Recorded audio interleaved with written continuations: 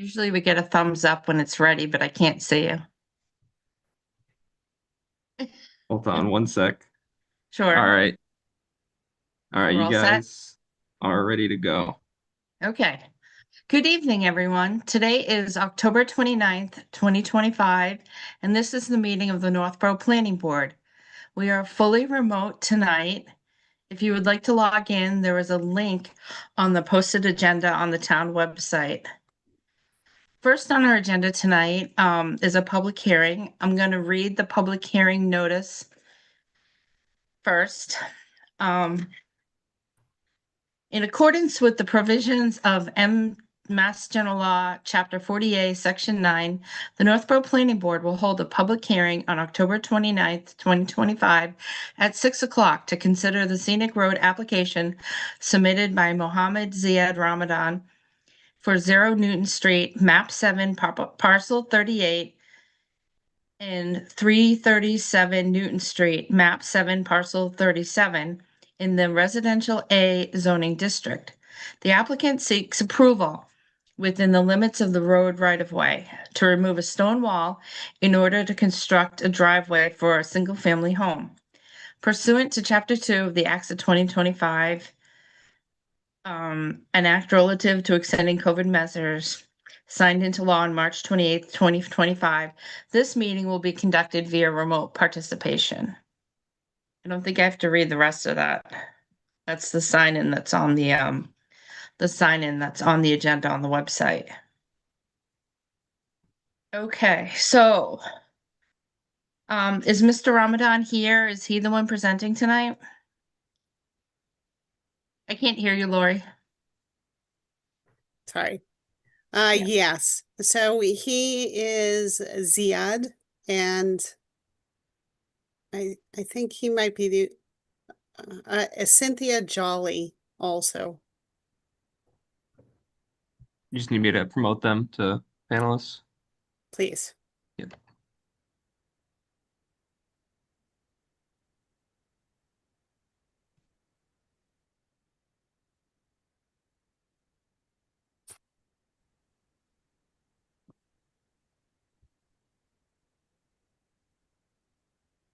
Welcome. I see Ziad and Cynthia Jolie, who will be speaking for the applicant tonight.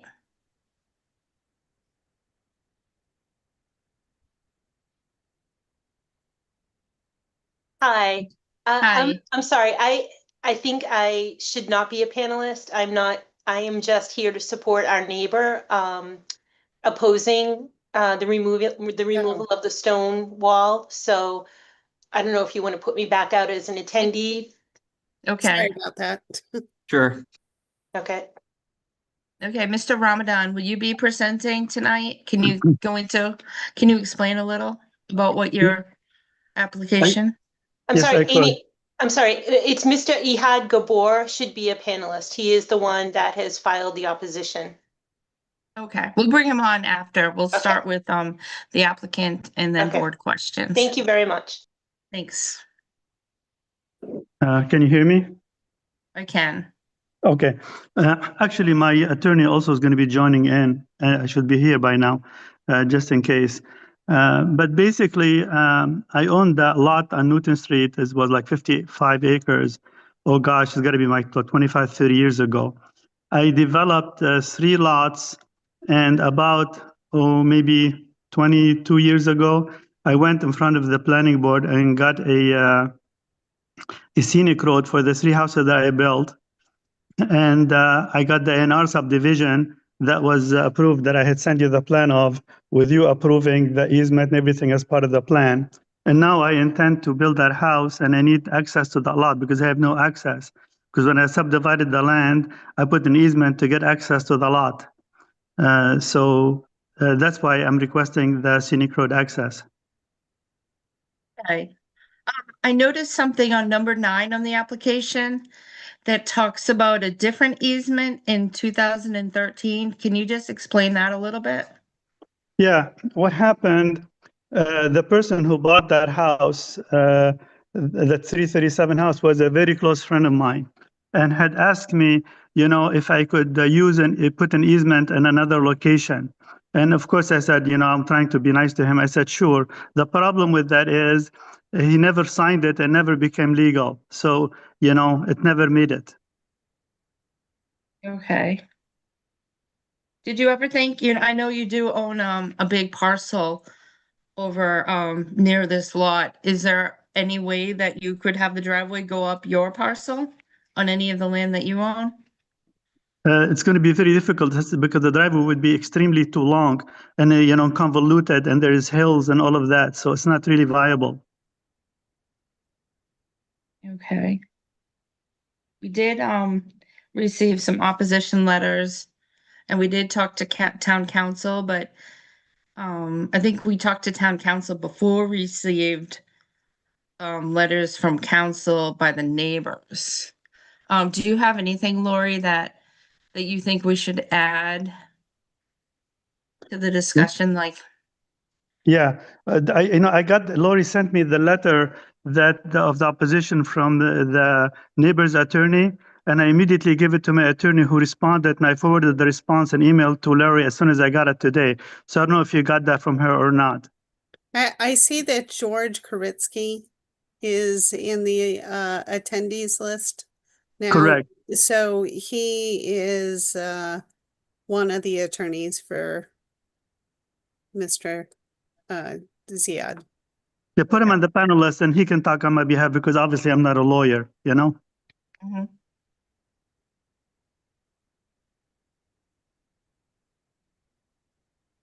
Welcome, George. Is there anything you would like to add to the discussion? Sure, let me just get my video up so you can see me. There it goes. Sorry about that. So I received a copy of the letter of the opposition from the abutters relative to this application. And I only got it this morning, sent off the best letter we could get done in this time frame. As to the easement, we have a clear dispute with the abutters and their counsel as to whether or not Saeed has an easement over Lot 1A. The easement was on a plan. The deed that was the source deed to the neighbor's property includes reference to that plan. And case law in Massachusetts goes back to the early part of the 19th century, which talks about reference to the plan, incorporates it into the description. Discrepancies between the two are reconciled by reference to the plan. It becomes part of the contract. It's part of the title, and it's. I mean, I can read it. Not that you want to hear a whole lot of this, but this is early case law, 1838, which was re-referenced by the SJC, the Supreme Judicial Court, as recently as 2015, and it says. That where a plan is referenced in a deed and containing a description of an estate, the courses, distances, and other particulars appearing upon the plan are to be as much regarded in ascertaining the true description of the estate and the intent of the parties making it as if they had been expressly recited and enumerated in the deed. That's an 1872 case, and they refer to cases decades earlier. The SJC said in 2015, it is well settled on recorded land. The reference to the plan includes the interest is included with the reference in the plan. I'd suggest to you that my client has an easement. It probably was not artfully reserved, but it's there. The plan shows it. The plan says that it's done to create, the plan was prepared to create the easement. It's a note on the plan. I'm confident that their title, when they bought the property, title insurance clearly says easement shown on the plan. I'm confident that their plot plan that they got when they bought the property clearly identifies the existence of this easement. And the case law goes way back. This is part of their deed. They can't escape that. I think this is, seizing an opportunity. Yeah, the lawyer might not have been very artful in the drafting, but the law is such that protects those situations so that so that Zaid doesn't lose his property that was duly accounted for. I've looked at their other opposition. They talk about Title V. They say that the leach field is under the driveway or the proposed driveway. The leach field is not under the driveway. The leach field is to the south of the driveway, the D box and all of the trenches. That's what the soil absorption system is under Title V. It was approved by Board of Health. This driveway's been in place and been contemplated since these lots were carved out. Originally, Board of Health knows that the soil absorption system is properly identified on the Title V plan. A pipe certainly leads from the tank to the soil absorption system, but that pipe is technically considered servicing or connecting components. That's the language that Title V uses. It's not part of a component. The component is the soil absorption system, and that is not located under the area of the easement. The D box and all of the trenches and piping are located south of the easement. So I don't believe we have a Title V situation. And they have a Title V plan that'll show that. I know that they've also raised zoning as an issue. I'd respectfully suggest that's an issue for the building inspector and the ZBA if it comes to that. It's really not part of this application. There's no zoning relief being requested of the planning board at this time, or I don't think the planning board would be the appropriate board to apply for that. That's a determination by the building inspector, building commissioner, or the ZBA, not really a part of this application. So as to the scenic road application, he's submitted an application for the removal of 20 feet of the wall in order to access his property along what he believes to be a reserved easement. And I understand that there's a dispute with that with the abutter. Those are private remedies.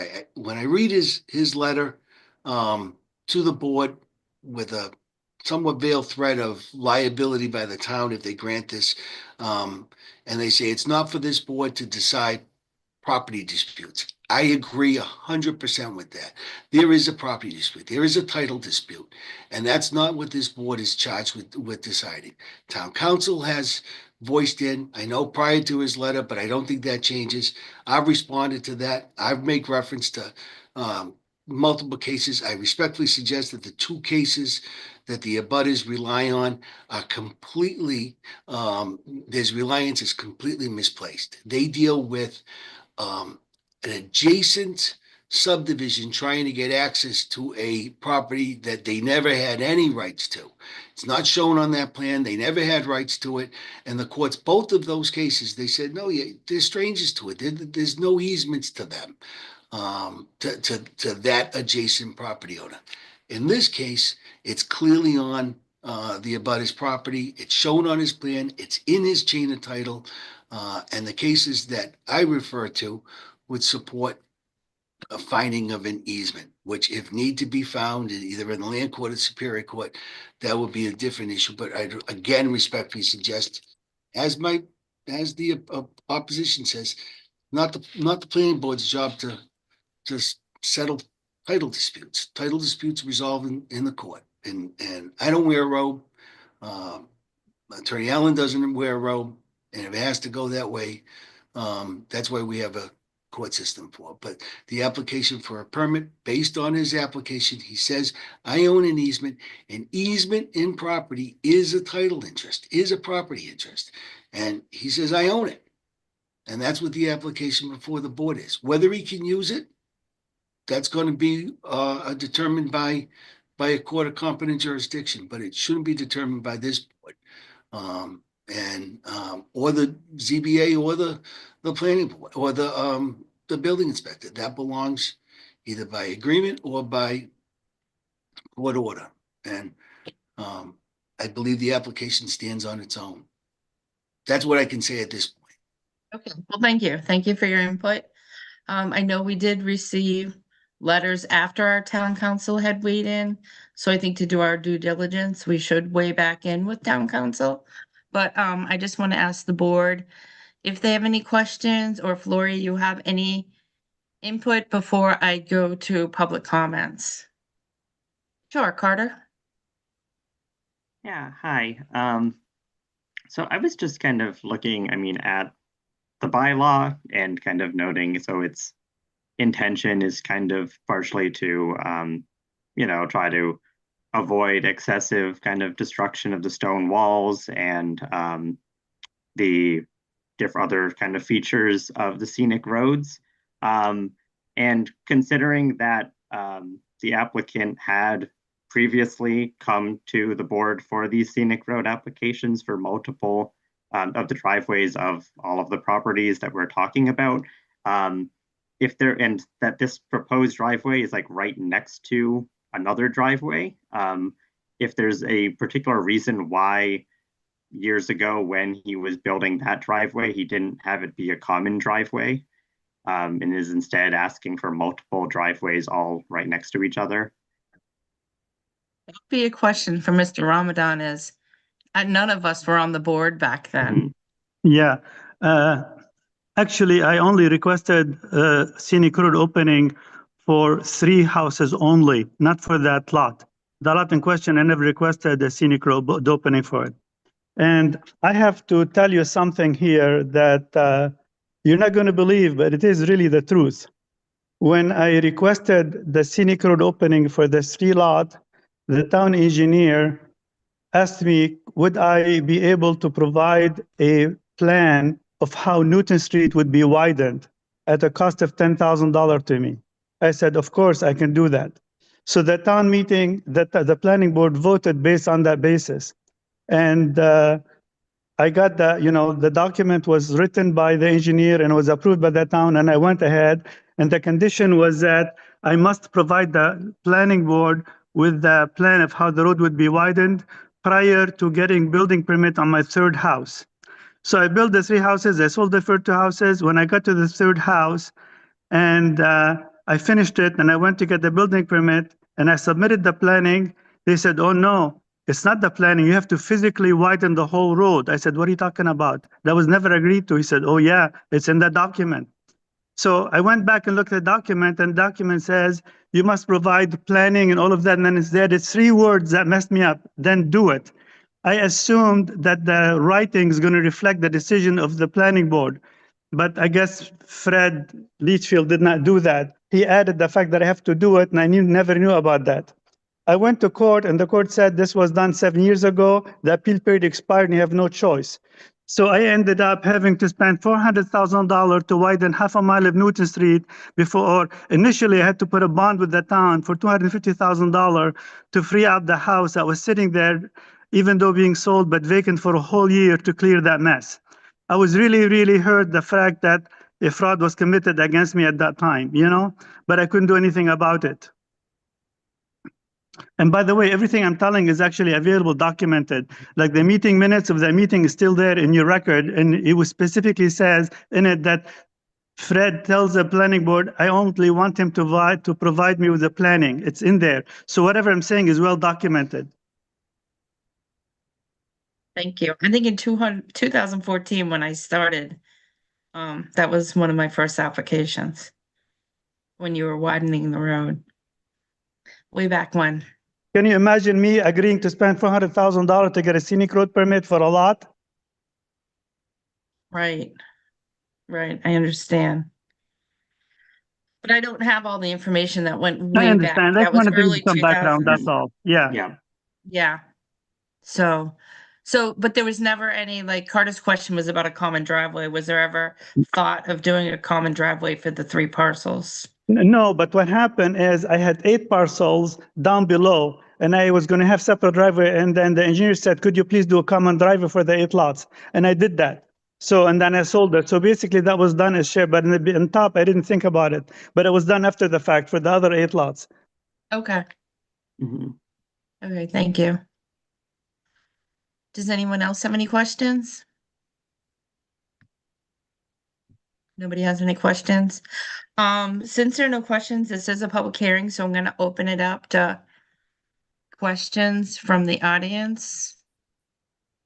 Let me see if anyone has their hand out. Okay, there are 3 people. Okay, so I'm going to first open it up to Ehab because I think he is the attorney.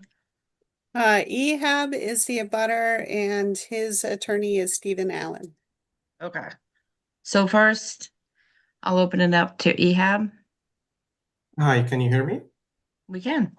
Hi, how are you guys? Can you just state your name and address? Sure, it's Ihab Gabor, 337 Newton Street. Welcome. Thank you. I would like if you can, I don't want to, I'm not an attorney. I would just refer to my attorney. I don't want to waste your time. And like maybe if you can add Steve, Sure. he'll be able to respond. Okay, Patrick, can you add Stephen? Alan?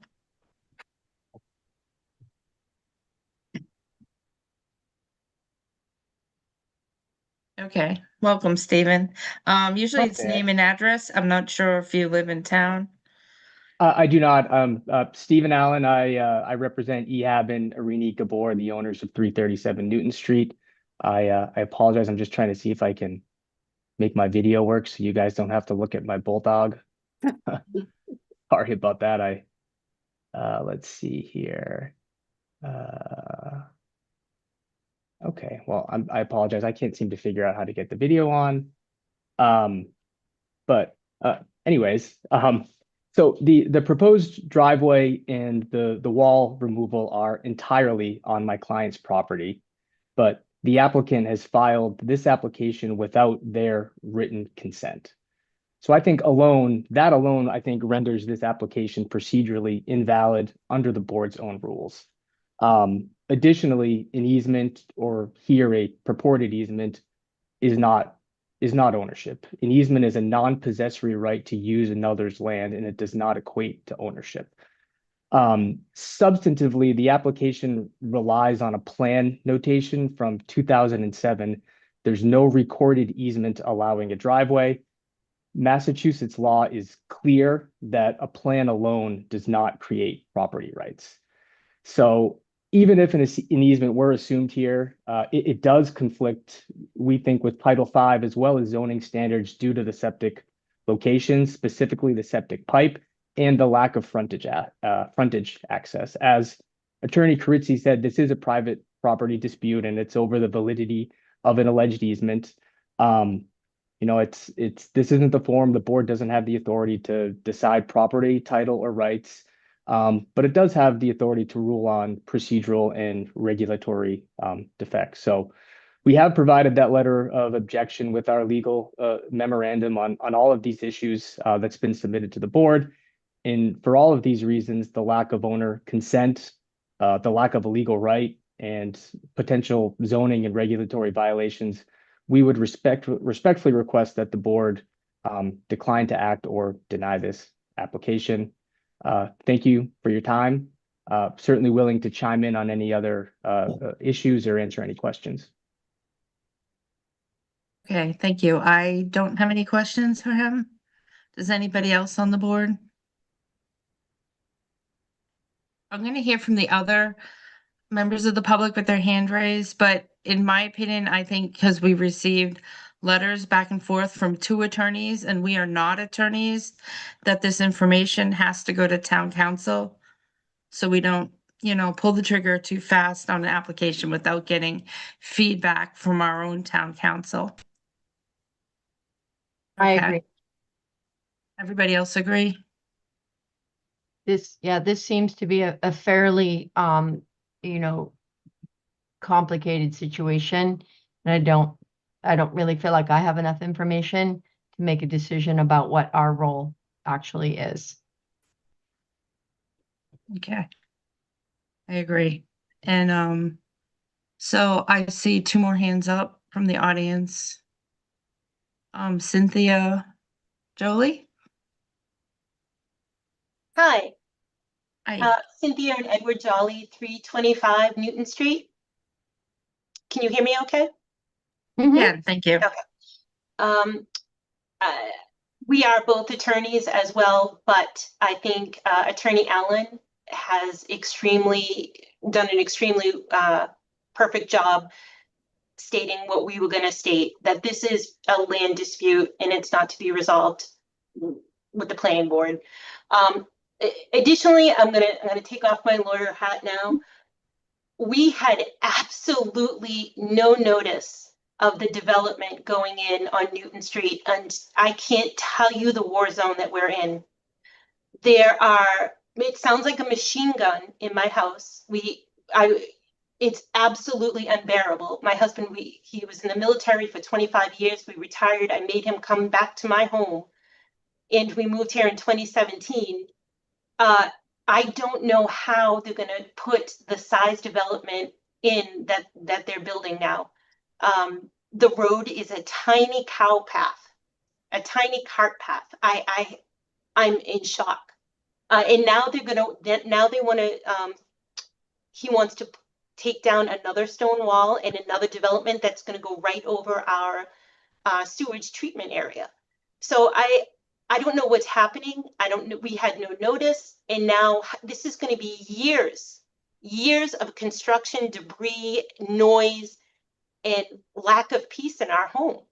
At some point that we have to put our foot down and say enough is enough. We moved here for the peaceful, scenic forest, which is now gone. And they're blasting and they're drilling and there's dust and debris. It's awful. So without any legality or without any case law, without any statute, that's our personal affliction that we're going through at the time. So we definitely oppose any more building or any more destruction. Thank you. Thank you. Lori, I see you have your hand up. Yeah, I just wanted to speak to the development that's occurring a couple of doors down. And that is an 8-lot A&R. So approval not required, lots that were approved many, many years ago. And there was a common driveway that was approved in 2014. And it's taken a number of years for it to get underway. As Mr. Mohammed had mentioned, he, as part of a condition of approval for the scenic road, he had to make significant improvements to Newton Street before he could build any of those homes. And that property was just recently sold, I want to say maybe 3 months ago, to a developer who is building the common driveway as we speak. As far as I know, I did actually do a site visit to the property yesterday, and it's my understanding that they hope to binder course of pavement within the next couple of months. So before the asphalt plants close down, usually that's between December 1st and December 15th. They're hoping to have that asphalt down. And then there are 4 homes that they're hoping to construct this year. So hopefully I do understand. I know they've been doing a lot of hammering right now. But as of yesterday's site visit, they see the end of the tunnel, and they do believe that the hammering will be complete within the next couple of weeks. So hopefully that gives you a little bit of relief hearing that there is an end in sight. Thank you. Thanks. Millie, I see your hands up. Yeah, I have a question on that. The that construction that is currently going on is not owned at this time by the applicant that's in front of us. Is that correct? Yes, that is correct. So the new owner of that land and the common driveway is the same gentleman who built the common driveway on called Swan View Common Drive. It was just approved a couple of years ago. And we were really impressed with the job that he did over there. Okay. He did a great job over there. Yeah, and so it's not really related to this application at Correct. all. Okay, Correct. I just wanted, I was getting confused at where that was going. Okay, thank you. I see there's a Jeff Inso with his hand up. Yes, my name is Jeff Insel. My family and I reside at 331 Newton Street, and I appreciate the opportunity to speak this evening regarding the proposed removal of the stone wall for the creation of a new driveway. I'd like to make 3 key points for your consideration. The first point is the scale and placement of the driveway opening will run immediately parallel to my driveway at 331 Newton Street, meaning that the gap in the stone wall will be much larger than the 20 feet being requested, because the section between my driveway and this proposed driveway will only be about, I don't know, 7 to 10 feet, depending on where the actual pin is underneath the stone wall. So that will dramatically change the look of the driveways and also cause the homes to look much closer together.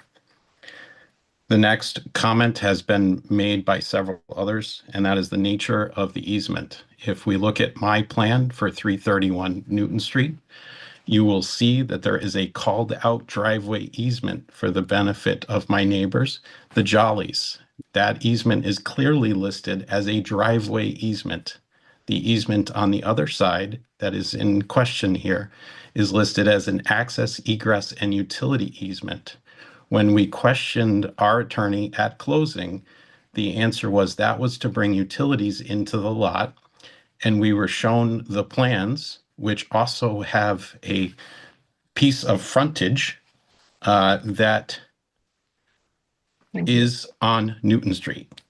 So reviewing the zoning bylaws in part 7 of the zoning bylaws by my read says that access shall be conducted through the frontage or a variance would be required. So as many others have mentioned tonight, I'm unclear on why we would remove a stone wall or issue a permit to remove a stone wall without that variance being approved when other access to the property exists.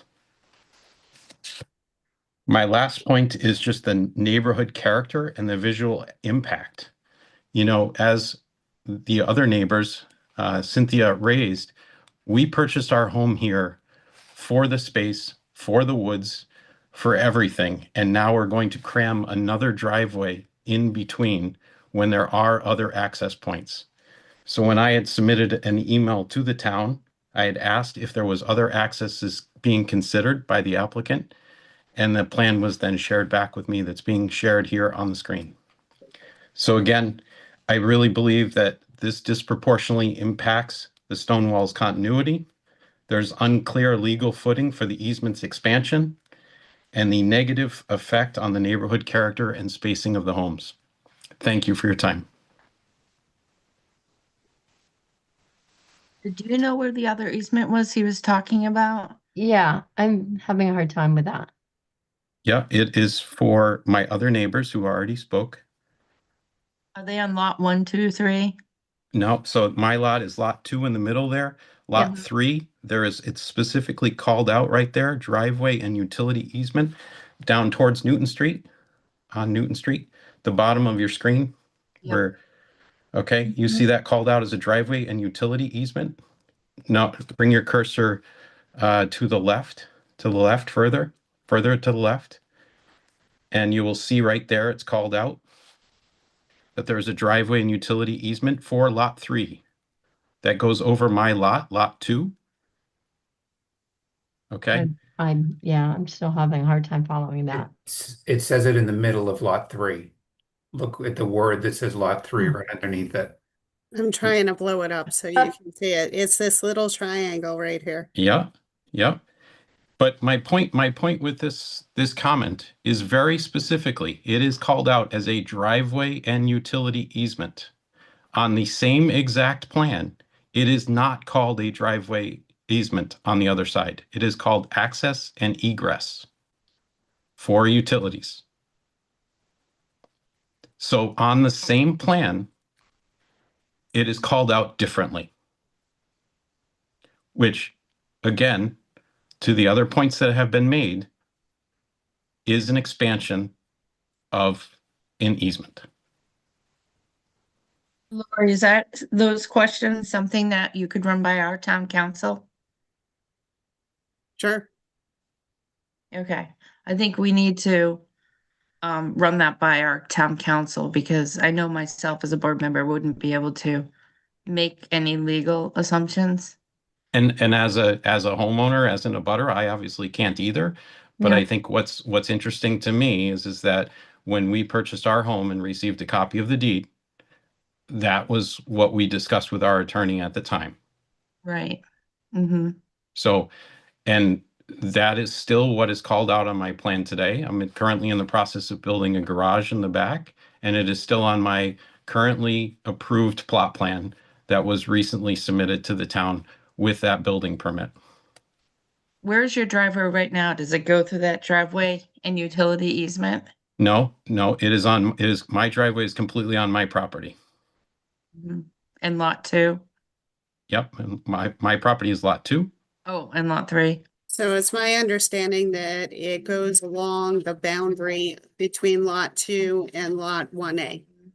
Yep, for the first probably 75 feet or so, and then it turns into the house. Mm-hmm. So which is what I'm saying. If you remove that section of wall where my driveway already is, to add this additional driveway, the gap in the stone wall is substantial. I think we have to take that into account. This isn't a 20-foot gap in the wall. So was that gap obviously was made when you put your driveway in, correct? Part of that gap. Yeah, that was when we bought it from previous owners, the Temlacs, Okay. and the home was already built. Okay. So they'd already made that exception for your driveway, and I'm assuming that there's a buffer between your property line and where your driveway starts or where your driveway goes. Yeah, there's probably about 7 feet. So there'd be probably 7 feet of stone wall that could remain. But on the other side. So it'd be Yeah. 14 or 15 feet total that would be, again, still in a section, but then yeah, the you next can driveway. you can see my trash barrels there. Huh. Okay. Yeah. So you can see those boulders are quite large, right? So removing 20 feet, like you're really not going to have much of a wall in between the two driveways, the second driveway that is being proposed. And again, I come back to looking at the plot plan that was provided by the town and is the same as the plot plan that I can find online. There is frontage on Newton Street, and there are other ways to get to this property. This property is not landlocked in any way. Can you can we go back to that map? I'd like to see how that driveway would look on Newton Street if it were. So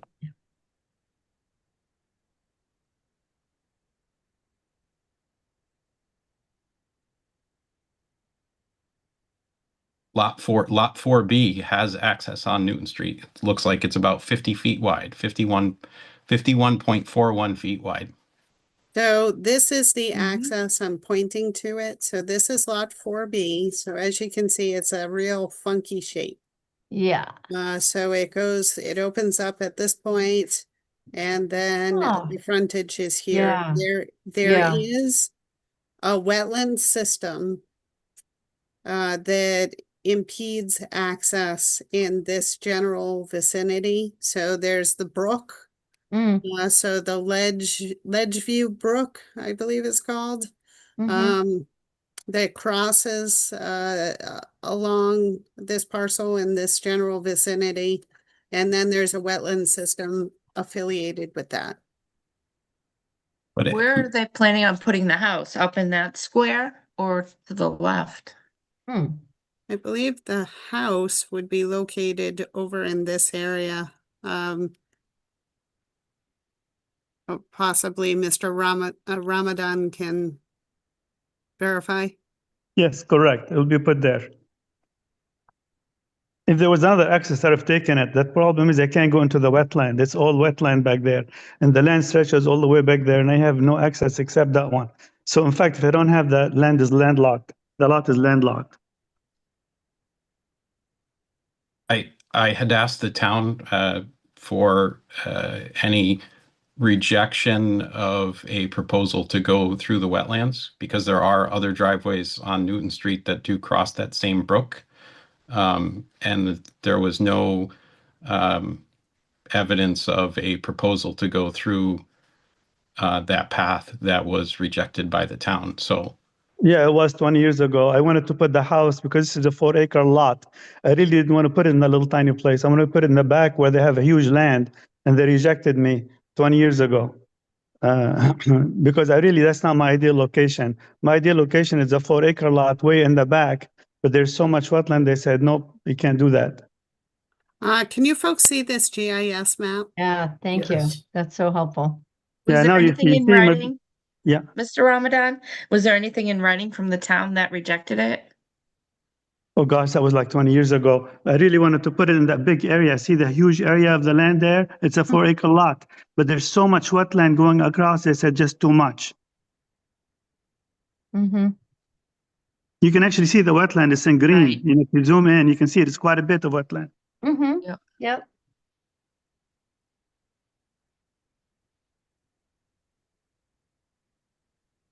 Okay. I So saw can one I- of the attorneys had their hands up, but I think it's down now.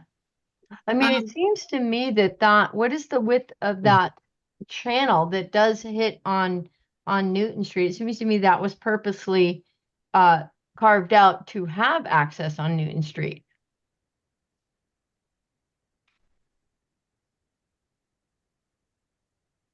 The one that leads into the wetlands?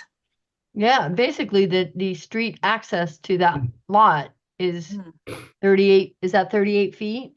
I No. believe it's, when you add up all of these measurements together, I believe it's around 54 feet. So isn't, Correct. and is that the minimum frontage? For So a it's lot? a reduced frontage lot, so that means it needs a minimum of 50 feet of frontage. So that does satisfy the requirement for A&R endorsement. My question for Mr. Ramadan is, of course, you own this parcel right here. Mm-hmm. Correct. So why don't you just go up that way to provide access to the buildable portion of this parcel? The hill is pretty steep. If you look at it, if you walk it, you'll see it is very steep and it has to go convoluted, you know, and it'll be way too long. Well, why But- did you configure the parcel this way? That's. I mean, that what was I'm- your choice. That's my- What happened? yeah. I'll explain to you. The land is mostly ledge. It's extremely difficult to find any leach field that's possible. So I only found one area of leach field and I had to design it so that I can get the 4 houses from one area only. So I was forced to do that way. I had no other choice.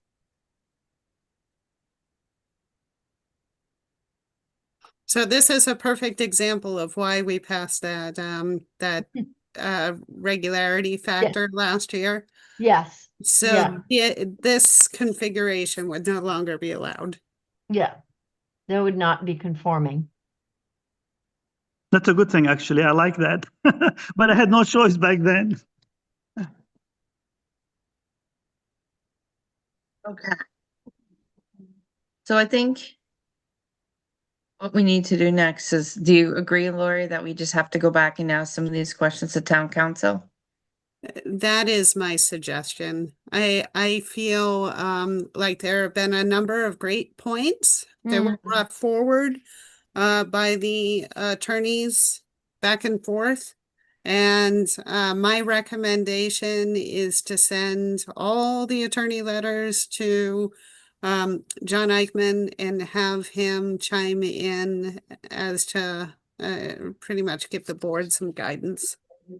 And Okay. also, I did reach out to the Department of Health and Human Services, and I asked for some information from the gentleman who approves septic systems to weigh in whether it would be a problem if a driveway passed over the pipe that's between the septic system and the leach field. So I was hoping to get a response from him before tonight's meeting, but unfortunately that didn't come through. So that's another piece of information that I would like to supply the board to help you when you make your decision. Okay, sounds good. Can you forward Jeff's email too? I guess Jeff's letter had some points. Yeah, I thought that I forwarded that to you previously, but I'd be happy to send it along again. Oh, no, I have it, but I meant to town council. Oh, yes, absolutely. Okay, I see Carter's hands up. You have a question? Yeah, I mean, I was just, I ride my bike up Newton Street every once in a while. And so after this application went in, I was kind of taking a look at the stone wall and these kind of places. And I did notice that I'm assuming it's part of where the frontage for that property is. There is a break in the stone wall that exists. But again, I'm not sure if it would be possible to even have the driveway go up through the wetland and stuff. That is just something I noticed, was that there is an existing break in the stone wall where I would have thought a driveway probably would have made sense to go. And then my other kind of question was, considering if the applicant does own the surrounding properties, I mean, if there are other options of a common driveway or which wouldn't have been, I don't think, an option at the time the A&R would have been approved, but an open space residential development that's in our bylaws. If it's a significant amount of property, you can get different rules to have a more condensed version, protecting more open space, but that might be a way that you could build multiple houses in that area without needing to send such a long driveway to a distant part of the property. That's a good point. Mr. Ramadan, the breakage in the wall that Carter talks about, is that what you started to do with your friend? No, I didn't break any wall. I didn't touch anything. Okay. Yeah, I think it looks like it's an old break in the wall, probably from when this was farmland years ago, that when the walls were first built, it looks like this has been a break in the wall that probably has been there for a while. Exactly. When I bought the land, that existed 30 years ago. Okay. All right. All right. Well, it sounds like the board is in favor of sending all the questions to town council. And our next meeting is November 18th. Would you be okay with us continuing the meeting till November 18th? Yeah, sure. I'm traveling, but my son will be here and he'll follow through. No problem. Okay. Would you rather have us wait till December, till you're back? No, it's okay. No, go ahead and do it. No problem. Okay. And it depends on if town council gets back to us in that amount of time, but they should. But we'll let you know. If it's remote, I can join you, even though I'm traveling. That's easy. With internet, it's amazing. You can be anywhere in the world. Right. It's great. All right. I don't see any other hands up let me double check. I'm looking at the screen here. I don't see any hands up. So seeing no hands up, do I have a motion to continue the application let me find the public hearing notice. If you could do it for 6:10, because I already have an applicant slated for the agenda for 6 o'clock. Okay. Oh, Ehab has his name. He has his hand up. I'll call I'm him. sorry, maybe a quick comment. If you can bring this GIS map again, I just want to point to another thing. Sure. Yeah, one moment. We just have Just to to have all the questions for the council instead of having back and forth. No, you see here the lot in the back, which is lot, I think, 5A in this here. And that's what we're talking about. You can access this one from there. And the house showing there is Mr. Ramadan's own house. And you can see how long the driveway there. And that could be a common driveway. That could be entrance there. It was done before. So that's about how can you build this long driveway, all of that. We can see an example here how it was done before. as opposed, and you're talking about to try to access the other side there of lot Yes, 4B. yes. So it would be about the same distance. It would seem that driveway is considerably long. It would be about the same distance to get to 4B that way. Yeah, and it's a similar to the you see the long driveway going all the way up.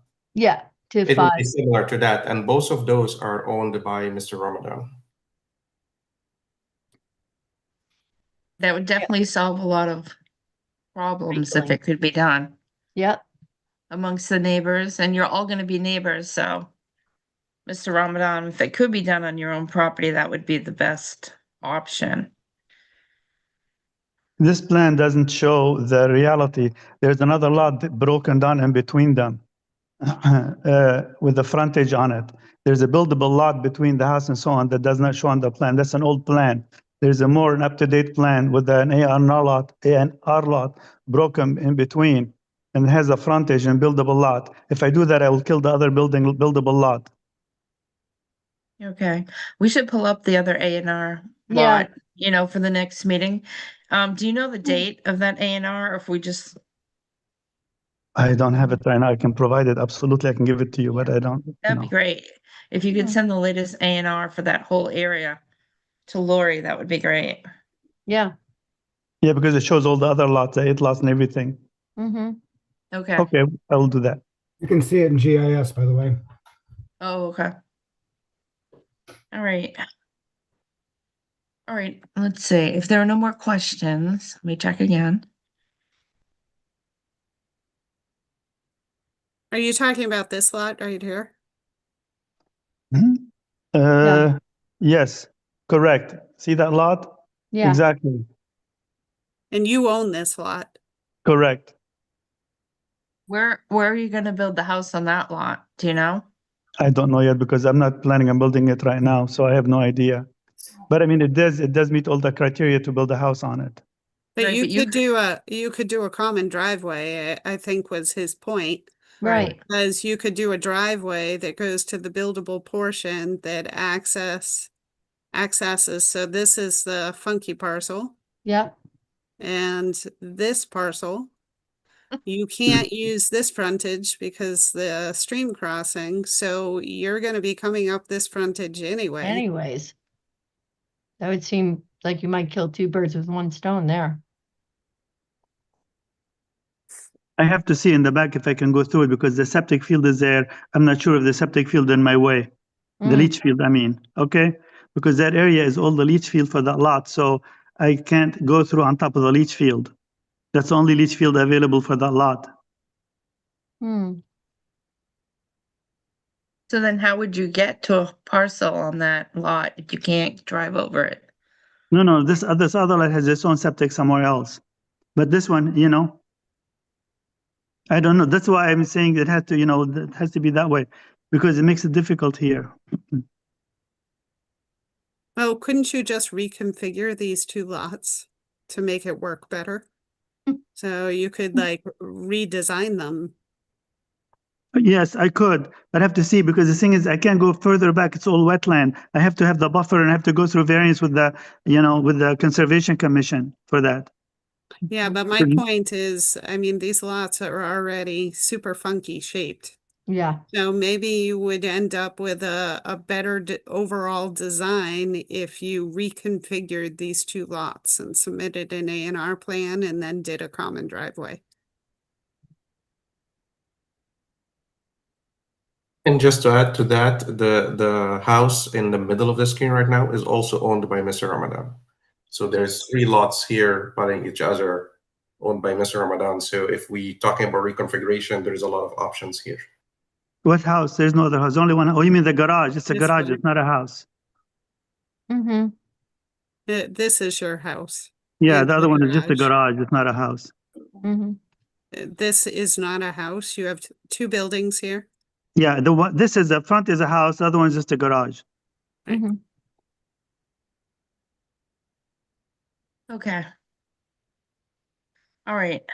So do I hear a motion to continue the application for the scenic road application for 0 Newton Street, map 7, parcel 38, and 337 Newton Street, map 7, parcel 37 for November 18th at 6:10 PM. So moved. Second, Second. Okay, roll call vote. Bill Pierce, Aye. Anthony Zaitin, aye. Millie Milton, Aye. Carter Brannon, Aye. and I'm an aye. So we'll see your son or you remotely on the November 18th. And hopefully we'll have some answers from town council. Sounds good. Thank you so much. I appreciate it. Thank you. Okay, thank you. Thank you, everyone. Okay. Next on the agenda is, well, wait, Patrick, do you mind removing the applicants from this meeting?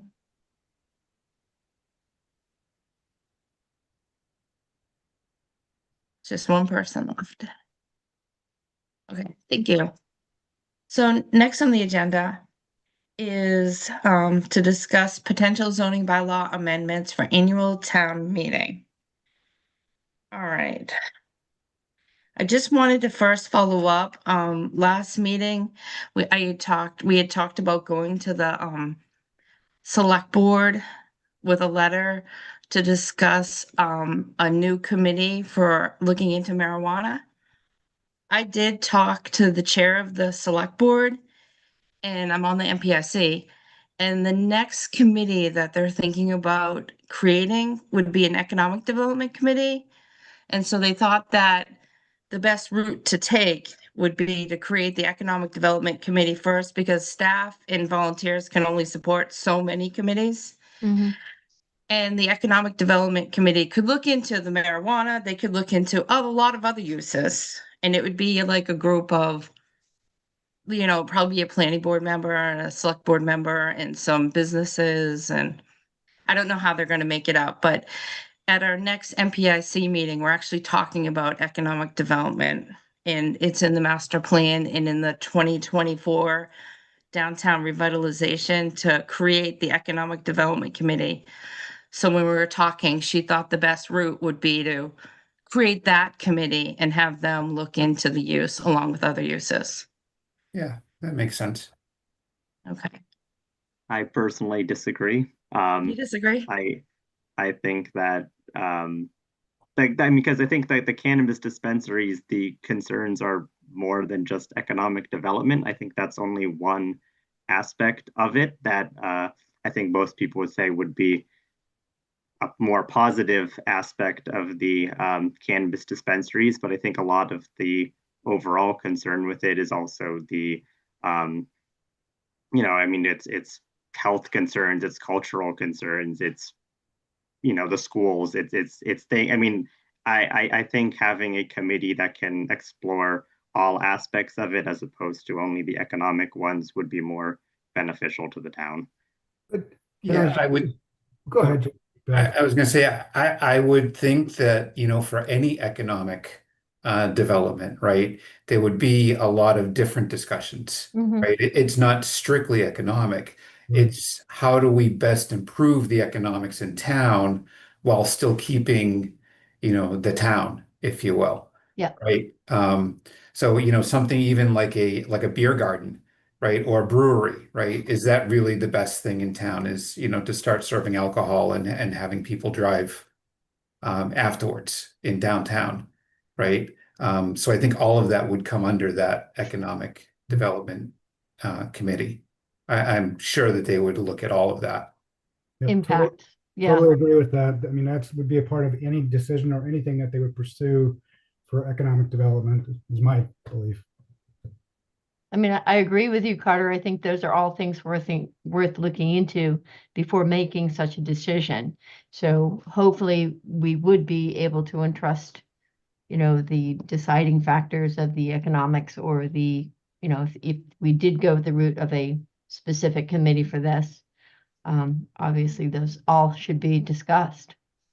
And I guess then my other question is how much would, because obviously the economic development would be probably working at least someone with the select board and the planning board, would they also, I mean, like how much interaction might they have with, say, the Board of Health or the school committees, if they're exploring things that could potentially overlap with the interests of those committees?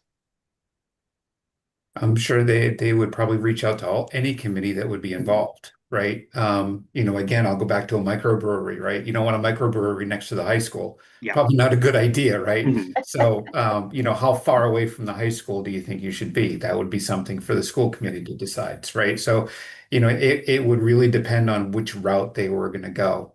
And I think having a generalized economic committee probably makes more sense, because then they can make a more generalized, instead of a specific yes or no, more generalized of where do we want to go with the town Mm-hmm.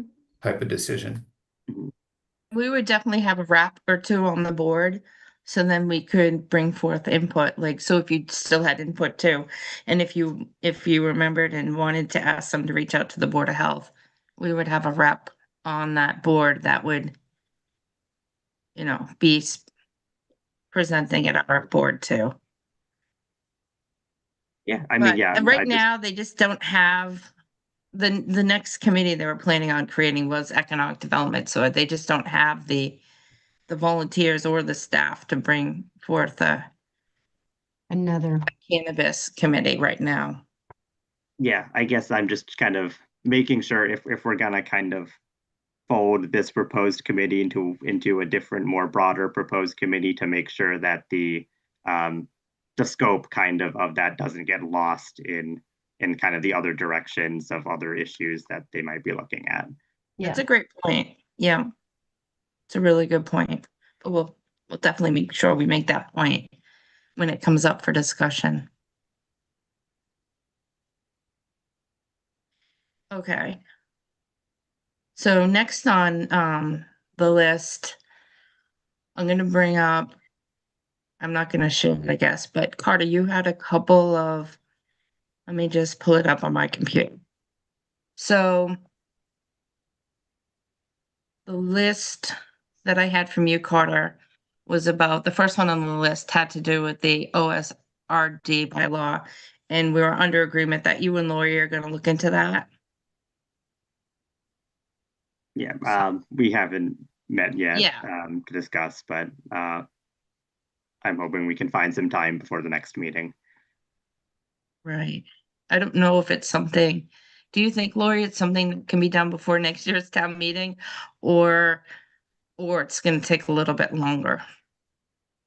I would like to get started.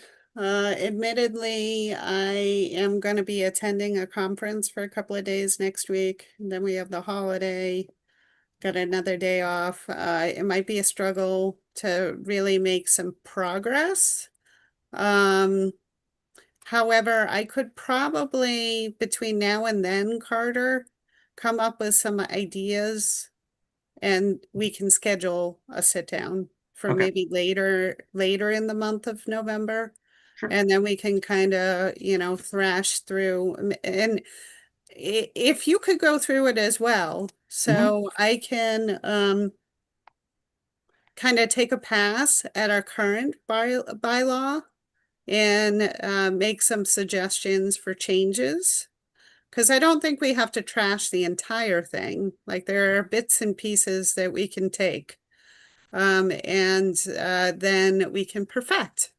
So if you could make some notes on kind of thoughts that you might have, and I'll do the same, and then we can get together. And maybe we can make it happen by the 18th. We'll just have to see. Me to laugh. Time just flies so fast.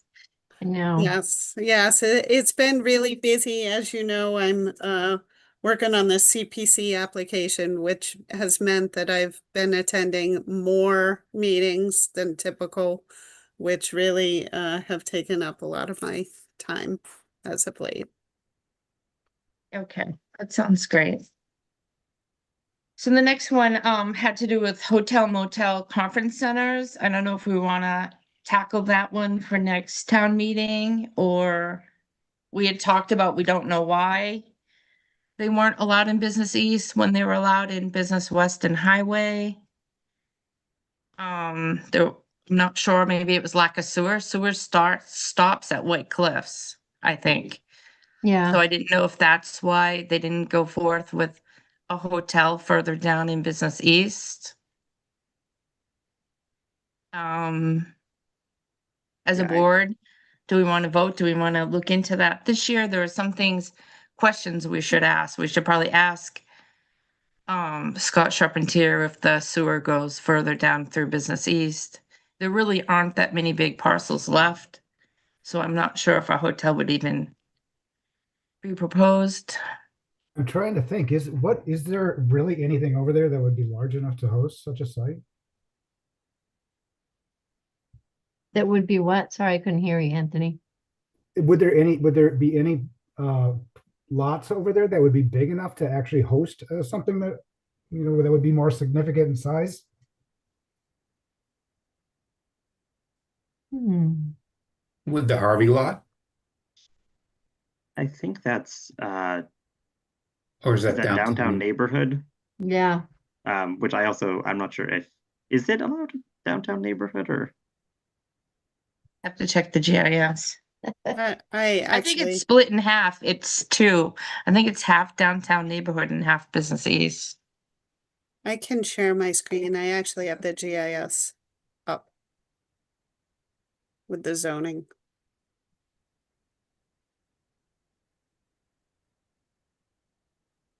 Can you folks see that okay? Yep. So Business East. I'm gonna zoom in. So of course here is White Cliffs. This is 1 East Main Street. I guess the kind of lots around Chet's Diner could potentially be developed into something significant. Where's that? Let's look Yeah. at that This again. is That 0 East Main is- Street. You have the police station, and then right next to it, and then that other one behind the houses. Well, behind the police station is Memorial Field. Right. That's town owned. Yeah. Normally I would say, it's probably not going to, Yep, that's the police station. Yep. but can you go over by Harvey? Is Harvey, More downtown. yeah. It's in the MSR. Oh, yeah, so it's Main Mead Street residential And it is half. Yeah. in downtown neighborhood, so that's not in Business Right. East. Yeah, the downtown neighborhood is here, so. Yep. So it's not. This is the parking lot, that's owned by the same folks that own Maytag, Yep. and it's largely a steep slope. Yep. We were looking at that one last year. I guess Carter's bylaw was to allow conference centers and Business East, hotels, motels, conference centers. Mm-hmm. There are quite a bit of wetlands in this area, which really limits the development potential.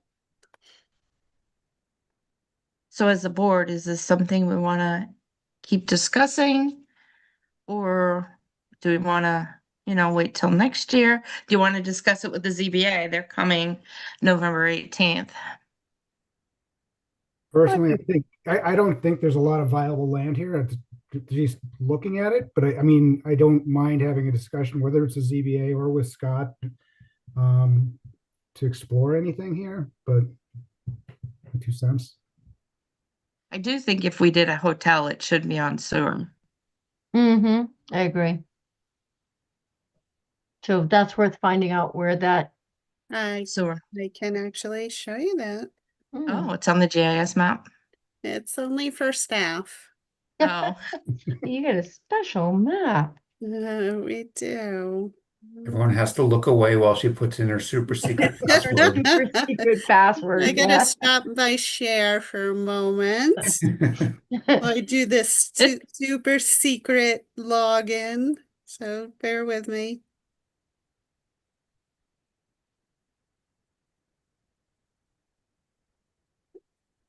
Oh, I can't remember. It's a special email address, It's so I can't Secret even. you forgot, the way it always is.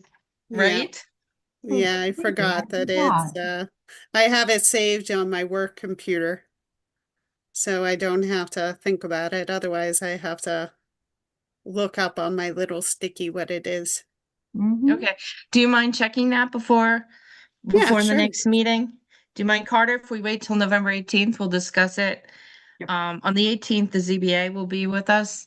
And Okay. every year, we always discuss all the bylaws with them too, since they're the other special permit granting authority. Mhm. Okay.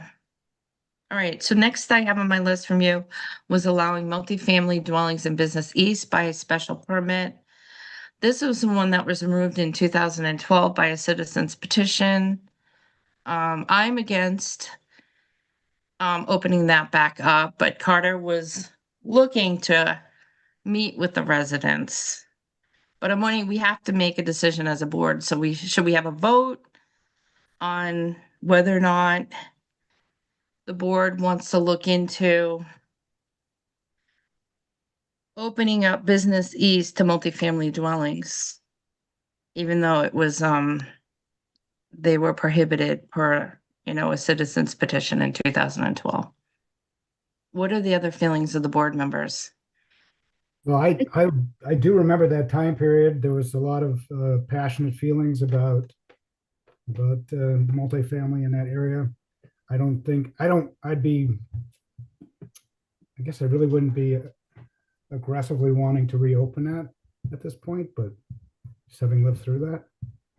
Yeah, I can remember a couple of years ago going through the MBTA zone and how they fought back, just for a couple acres, Mhm. right, on the Harvey property. So I'm not sure that opening that up. I think the other thing is, sort of an unintended consequence again with the White Cliffs, right, being in that area. And you open that up and, now all of a sudden, if the company that's saying that they want to buy it doesn't buy it or decides to sell it, because now it's going to be worth more money, what could potentially go there? And that's right across the street from that Maple Brigham That's intersection on Route 20. That's disastrous. horrible anyways. Yeah.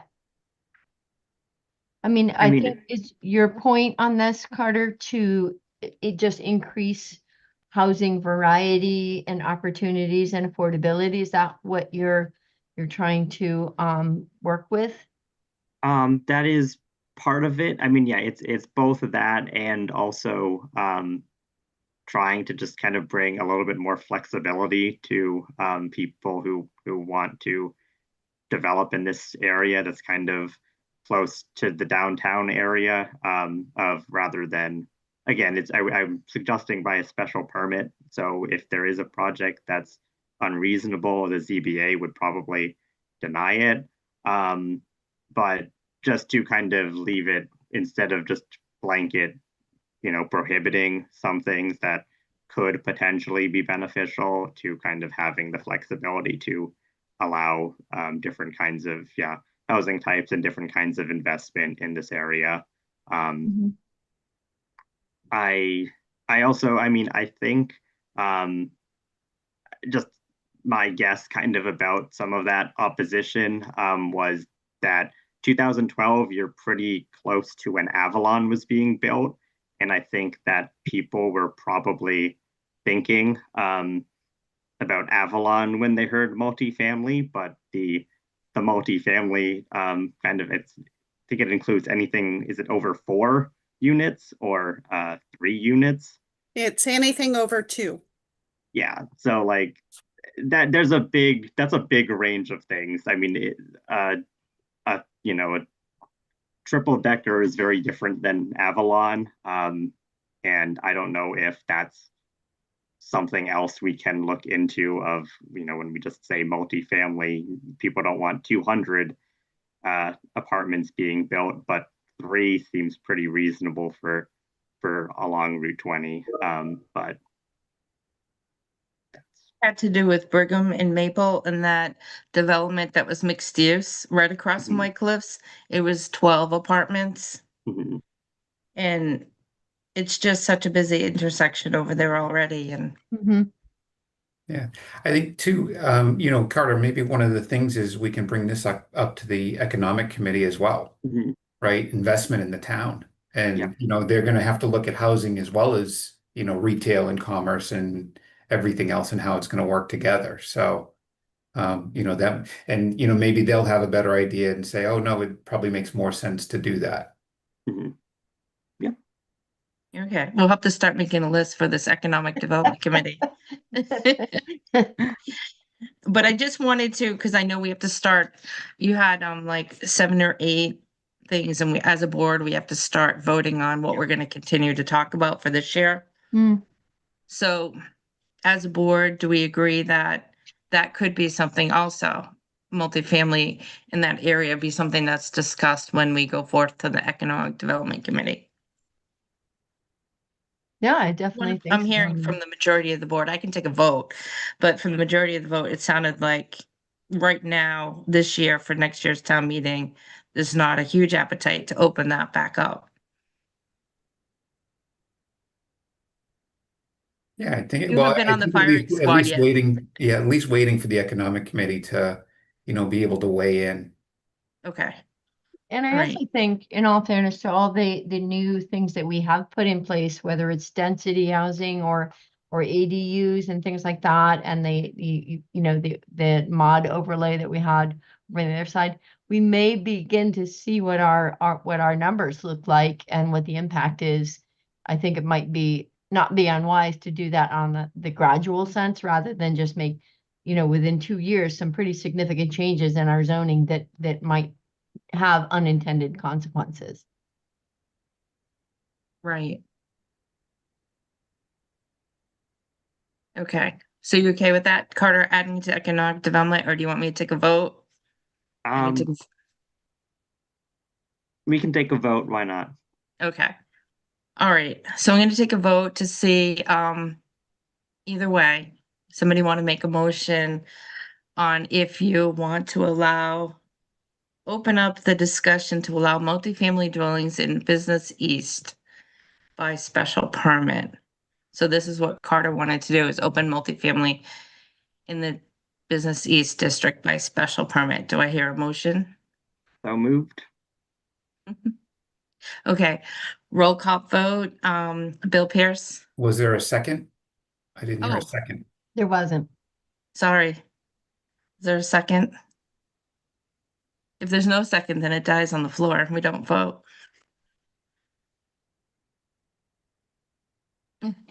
So I guess we don't vote. It's dying on the floor. Position. So, I'll put in my notes that will go on the Economic Development Committee's list. The fourth one on my list from Carter was whether the Business East District should be split or merged into different districts. We already talked about that with Bob, so I think that one was already decided to be off the table. Okay.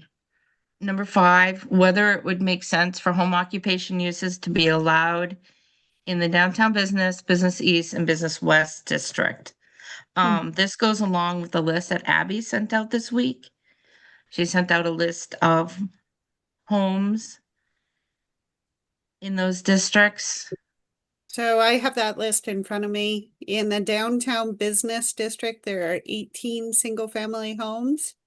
In Business East, which currently doesn't allow residential uses, there are 17 single-family homes.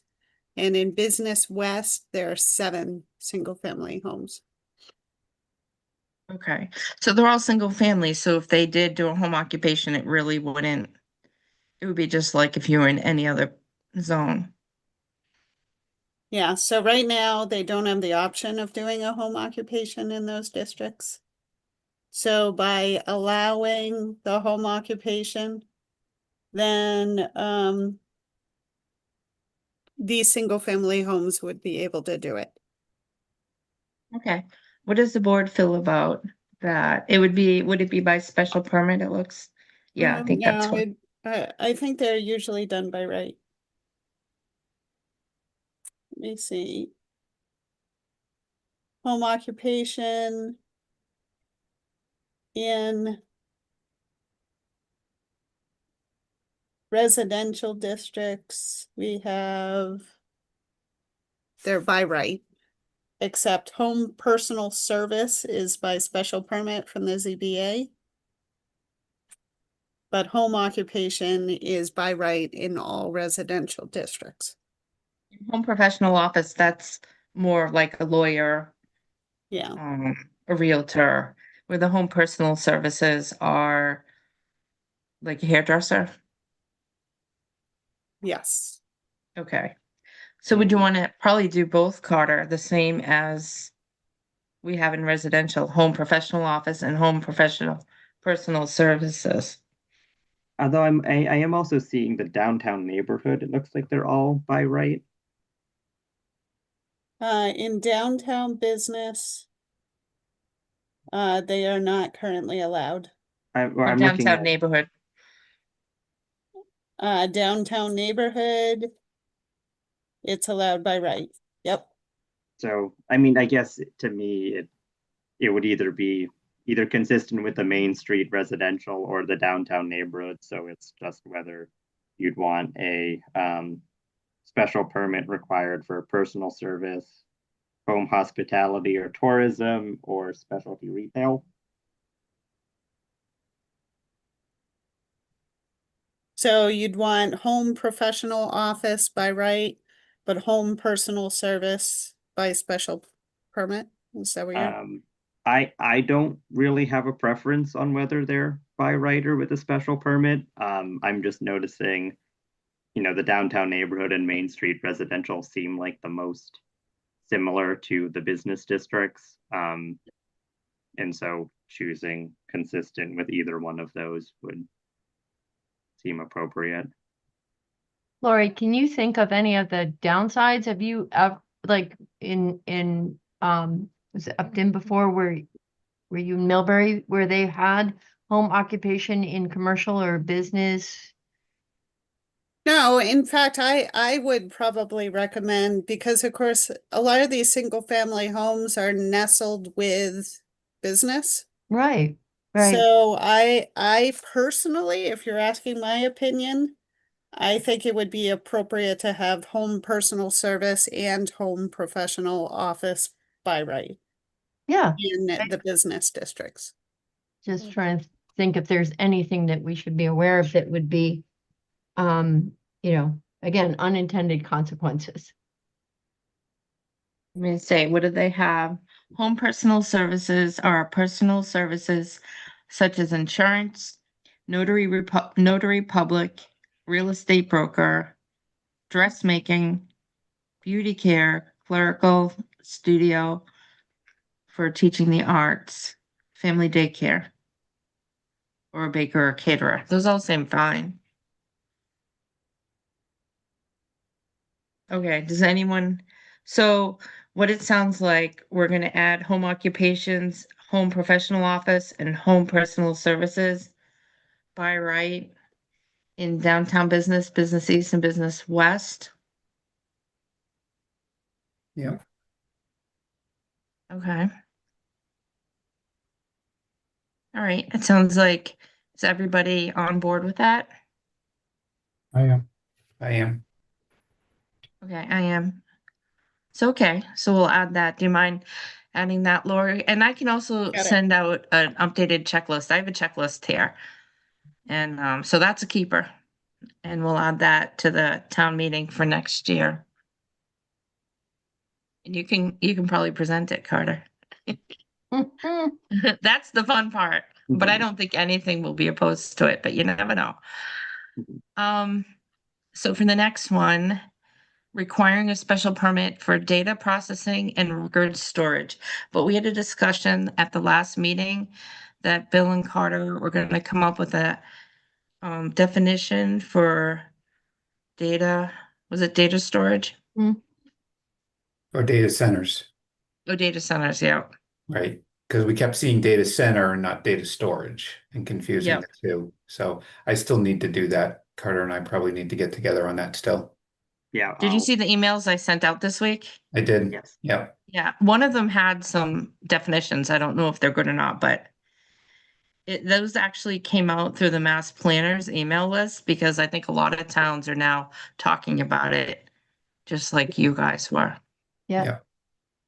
Okay, so maybe for the 18th, if you have time, we can add, I think it is very important to add data centers after reading those articles. And maybe even battery storage, but I haven't looked into that yet either. Okay, number 7 was about site plan review for single-family dwellings. We already voted to take that off the list. Historic district, we discussed, had to do with the Historic Commission. And then the last one on Carter's list was whether certain light industrial uses could be added closer to the downtown. I think if we're gonna be waiting on other things like that for an economic development committee, yeah, I guess there's not really any rush to do that this year. That's a good idea, yeah. Yeah. And then if you come up with ideas that you want to add, you can always bring them to the Economic Development Committee. Or whoever our rep is can do that. Okay. All right, so that's good. We're down with that list. The last one on my list had to do with valet, and Bob and Lori are gonna meet to discuss the valet parking. Yep, unfortunately, well, Bob and I just weren't successful in connecting today to discuss this, so we will make a point of doing it for the next meeting. Okay. Okay, thank you. And I had sent out 2 more. I'm gonna send I'm gonna include a picture. Amy, So real early, quick- oh, sure. sorry, but real quick too, should we also have a discussion about the White Cliffs overlay? And if we're going to continue to push that one for this year, for spring town meeting, because they are going to need it. I still believe that their intention is to have a special town meeting at some point. They haven't scheduled it yet. I know they're negotiating pricing with the select board. But I think that might be somewhere in December, January timeframe. Okay. Okay. In the spring, I met with Julianne, the chair of the select board, and Lori and Stephanie, and we had a discussion about downtown revitalization, and donation bins are popping up and they're just being dropped areas. Like this is Z School. It's right between the sidewalk and the road. It's practically in the road. And this is to the left of the Z School. This is to the right of Z School. And I think that's the church. And then there was some also down on Bleak Street. It's municipal parking lot, but we don't even know who dropped them there. Like someone just randomly dropped in there and they're probably collecting money on them, but we don't know who it is. So I looked at certain donation bin bylaws, and Shrewsbury had one. And Lori just sent it out to you guys a couple days ago. And pretty much what it does is it's going to put it in, not a zoning bylaw, but it's going to go in the general bylaws. And it has definitions for donation bins. And then in Shrewsbury, what they have is a permit. So every year, whoever owns this property can apply for a permit to put a donation bin down. But it also says that the donation bin needs to be kept clean. It shouldn't be rusty. Yep. It has to be on pavement, probably in a parking lot, but not blocking fire lanes. It just gives a way to enforce the donation bin so they're not just being dropped haphazardly all over town. Right. I can go through the whole thing, or you guys can read it before our next meeting, but it really is a bylaw that would go in front of the Board of Selectmen. So I would propose it to them. We don't have to have a public hearing on it. It's not going to be a planning board bylaw. I don't know if anybody had time to read it. I did not, but I think it's a No. good approach. Yeah, I agree. think it's a good idea. No, I didn't know read I had it. skimmed. Oh, Dave, you said something. No, go ahead. Oh, I know I had skimmed through it.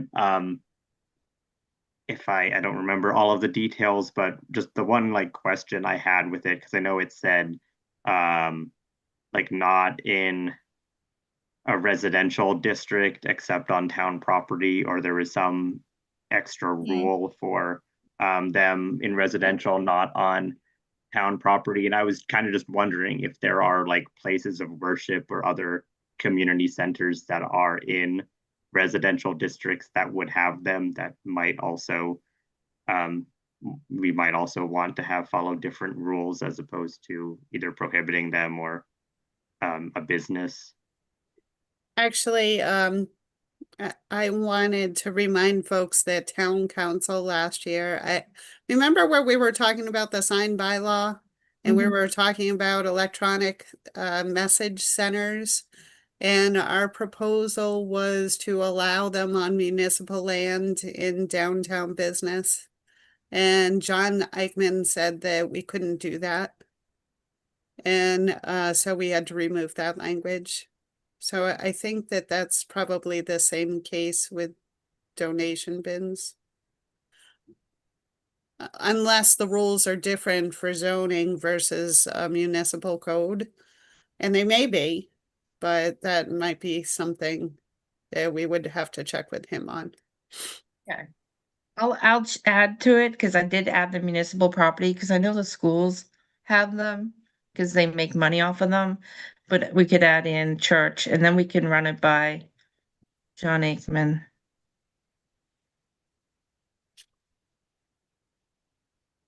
So Well, That so was when you say schools and church, do you really mean any type of municipal property and anything that is under what qualifies under something like a religious exemption or something. yeah. Yeah. I guess we could ask Attorney Eichman how we could possibly add it in. I know with Shrewsbury, they had donation collection bins are permitted in any district except residential zoning districts. And I had that, but then when I read it, I remembered that the schools like to have them. I don't know how Shrewsbury, Yeah, that'd be if they- interesting. if they have it on their schools. But maybe we can ask Attorney Aikman about that. And sometimes I know, like, if you put it in there, it would only be a problem if it was questioned, right? Someone would have to legally say, well, I want one. I'm not saying it's right to do, but I guess that would give someone exception to say, well, you allow it on a school, so I want one on my residential property. You never don't know. know. Now, Right? you never know, Right. especially if we're going, residential and downtown areas, you could see them anywhere. Oh, but I would Right. think if you had a exception process, right, for the school, then, you could approve the school and not approve, somebody's backyard. Actually, these are permitted, so they could not permit it in the residential area and just permit it on the school. Right. Lori, do you have your hand up for a reason? Oh, no, sorry. Okay. That's a remnant. So what Shrewsbury does is every year they apply for it and they get a little sticker on it that says it was approved by the town of Shrewsbury. And it would probably be up to the Board of Selectmen to pick what they want for their permitting fees. So that's that one. And along with that, I had discussed, there's storage containers. These are like shipping containers that are similar to like dumpsters, but they're being more and more. There are other towns too implementing bylaws because it's now becoming the norm where people are using these as easy storage units. Yep. And there aren't that many, but we're getting more and more. So I shared with you a storage container bylaw. This would also go to the Board of Selectmen, so it'd be in the general bylaws. I used Sturbridge, they had a good one. And it defined the storage container and it set aside, which was a size, which is 20 by 10 by 10. And if you look up storage shipping containers, that's the average size. Mm-hmm. Then the next section, they're required a permit. And so in residential districts, you can have one temporary storage container for a period. In my bylaw, by mistake, it says 60 and then the number 30. But that would be up to the Board of Selectmen. Do you want 30 or 60 days? Unless you're doing, say you're building a house or you're doing an addition, then it says if you're doing, let's see, if a building permit has been issued for construction or remodeling of a residence or business, then the storage container is allowed during the construction or remodeling. It must be removed 30 days after the final inspection. So for residential, it's either temporary for so many days or as long as you're doing your construction. And then for downtown business, business east, business west, it says a temporary storage container for a period not to exceed more than 60 days in any 12-month period.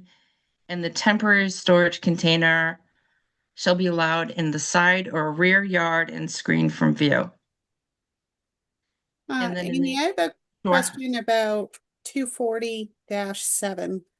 Because in the first section, you're talking about that you're limited to either 30 days or 60 days. Yep. And then it says that, well, it says special permit site plan review for a period longer than 12 months. Shouldn't it be for a period longer than 30 days or 60 days? Sure.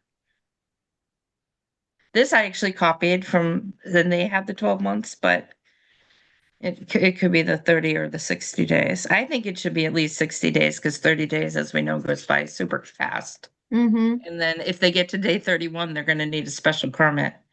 So what Laura's talking about, there's a special permit allowed if a property owner has a compelling need that they need this storage container unit for longer than the 60 days, then they can go in front of the board and ask for a special permit site plan review to like place it. Like right now for an accessory use, I think you're supposed to get a permit, but I don't know. Don't quote me on that. I can't remember the way the rules are now. But so it also, the next section talks about the industrial district, highway business southwest. It says no permit is needed if you're using these shipping containers in the business of shipping and receiving. So, I don't want to hurt anyone who's doing this for a business. And this is what the Sturbridge had anyways. So you can use these storage shipping containers if it's part of your business. You're not under this, you don't need a permit to keep it. Although it says as long as the shipping container doesn't remain stationary for more than 30 days. Storage shipping containers may be permitted if they are storing merchandise or goods or equipment, provided that the storage container is not kept in the front setback area, designated parking area, fire access lanes, or visible from the street or abutting neighbor. So we're saying in the industrial district, business south, highway business, that you can have these storage shipping containers to store your goods, but you just can't have them in the front yard or visible from the street. One more question, I'm sorry. Sure. In the definition, it talks about the unit may not be maintained on wheels. Yep. And then under the industrial districts, it's saying that it cannot be stationary. Well, it's saying no permit is needed, so like the storage shipping container used as a storing container shouldn't be on wheels. But I think in the industrial section, it's saying if it is on wheels, it's part of their business, which doesn't make it like a temporary storage container. That's the way I read it. This is from Sturbridge. Like, But are we you- can word it, and have you and Bob review it and word it for Northborough so it makes more sense. It would have to make the most sense to you and Bob. And when you say It's- on wheels, are you talking about tractor trailer wheels, or are you just talking about something that can be towed and moved?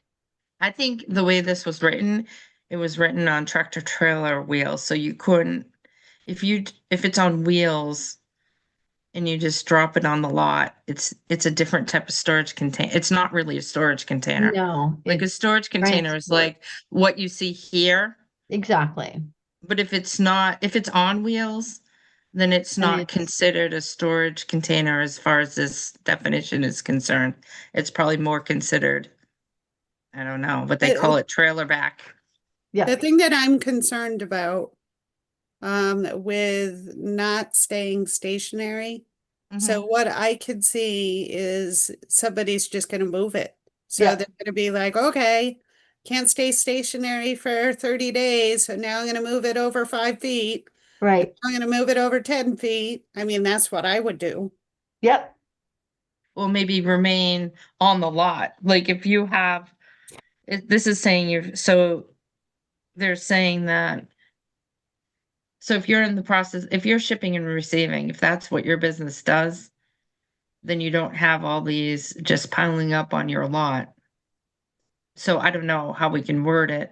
Does not remain stationary. You can say that does not sit on the site. Yeah, but I What's the mean, other word? to move these things around even 5 feet is not an easy task, right? There's some specialized equipment that, if these aren't on wheels, you got to lift it up onto the wheels in order to move it, or get if it's full of stuff, right? Which people who are going to use this in their lots aren't going to have them empty, right? So it's going to be full of stuff. That's a lot of weight to be able to try to pick up with, something small. You're going to need some heavy piece of equipment to come in and move those every 30 or 60 days. Now, if it's, the back end of a semi trailer, right? So for instance, on that top picture, right? If it's that box truck that they're using for storage on the right, well, that's a different story, right? That's on wheels, that's easier to move. But if it's one of those storage containers, you got to lift those things up, put it on a specialized trailer just to move it around. Well, I think the thing that I'm having trouble with is it's saying that no permit is needed if you're actively using the container. So why do we care if it's on the lot for more than 30 days? If they're actively using it, then so you're saying that if it's got to be actively used for more than 30 days, then they need a permit. I think what they were trying to say is if this is part of your business, if you're a shipping and receiving person, then your container probably is leaving. Like it's not on the site for more than 30 days. So if you're like FedEx and you have these shipping and receiving of items, it's not sitting there more than 30 days, so you don't need a permit. Like, I don't know how to word that. So to me, I feel like if this is your business and you're in an industrial use, then you don't need a permit. But if you're using this as a storage container unit, then you do need a permit. So that's how I want it, we want to make it clear so you understand it and Bob understands it. I kind of read it and I understand it, but maybe it's not clear. Right, but you know what the intent is already. Right. So that helps you understand it versus, to Lori's point, what if they, it's kind of vague saying if it's part of your business. Well, I mean, extra space storage is part of my business. I need more space. So I understand your point about if you're in transport and logistics and moving things, yes, it's definitely part of your business. But, if you look at what's going on there with the blue one, they're using that probably for storing things that are currently going to be part of their business. But who knows what they're using for? Honestly, I'm not sure that they are always full. I think they do use things like they put them in for extra space so that they have options. Actually, the next one down, B, in that same section, because you're in an industrial area, it says you can get one permitted to stay long-term as long as it's out of view. And that's also So- kind of, well, what does out of view mean? Out of view for somebody driving by the street might not be out of view for the abutting neighbor or the next, the Well, it the other says- access approach. It actually says area visible from the street or an abutting neighbor. On Yeah. 3B. Right. But that's kind of hard to find where it wouldn't be if you're in a downtown business area where it wouldn't be in view of a street or an abutting neighbor. But that's why they'd have to put a fence or something. Right. Right. So it's kind of like what we have now, like if you put in a dumpster, it has to be screened from view. But this isn't downtown. This is only in the industrial business south, highway business, and highway business southwest. Exactly. Yeah. And do we want to qualify what type of fence they have to put up? Because sometimes the fence might be less attractive than even the storage container. I don't know. These are pretty bad. They're pretty bad, but I've seen some pretty shaky. Yeah. Right. Interesting. Yeah.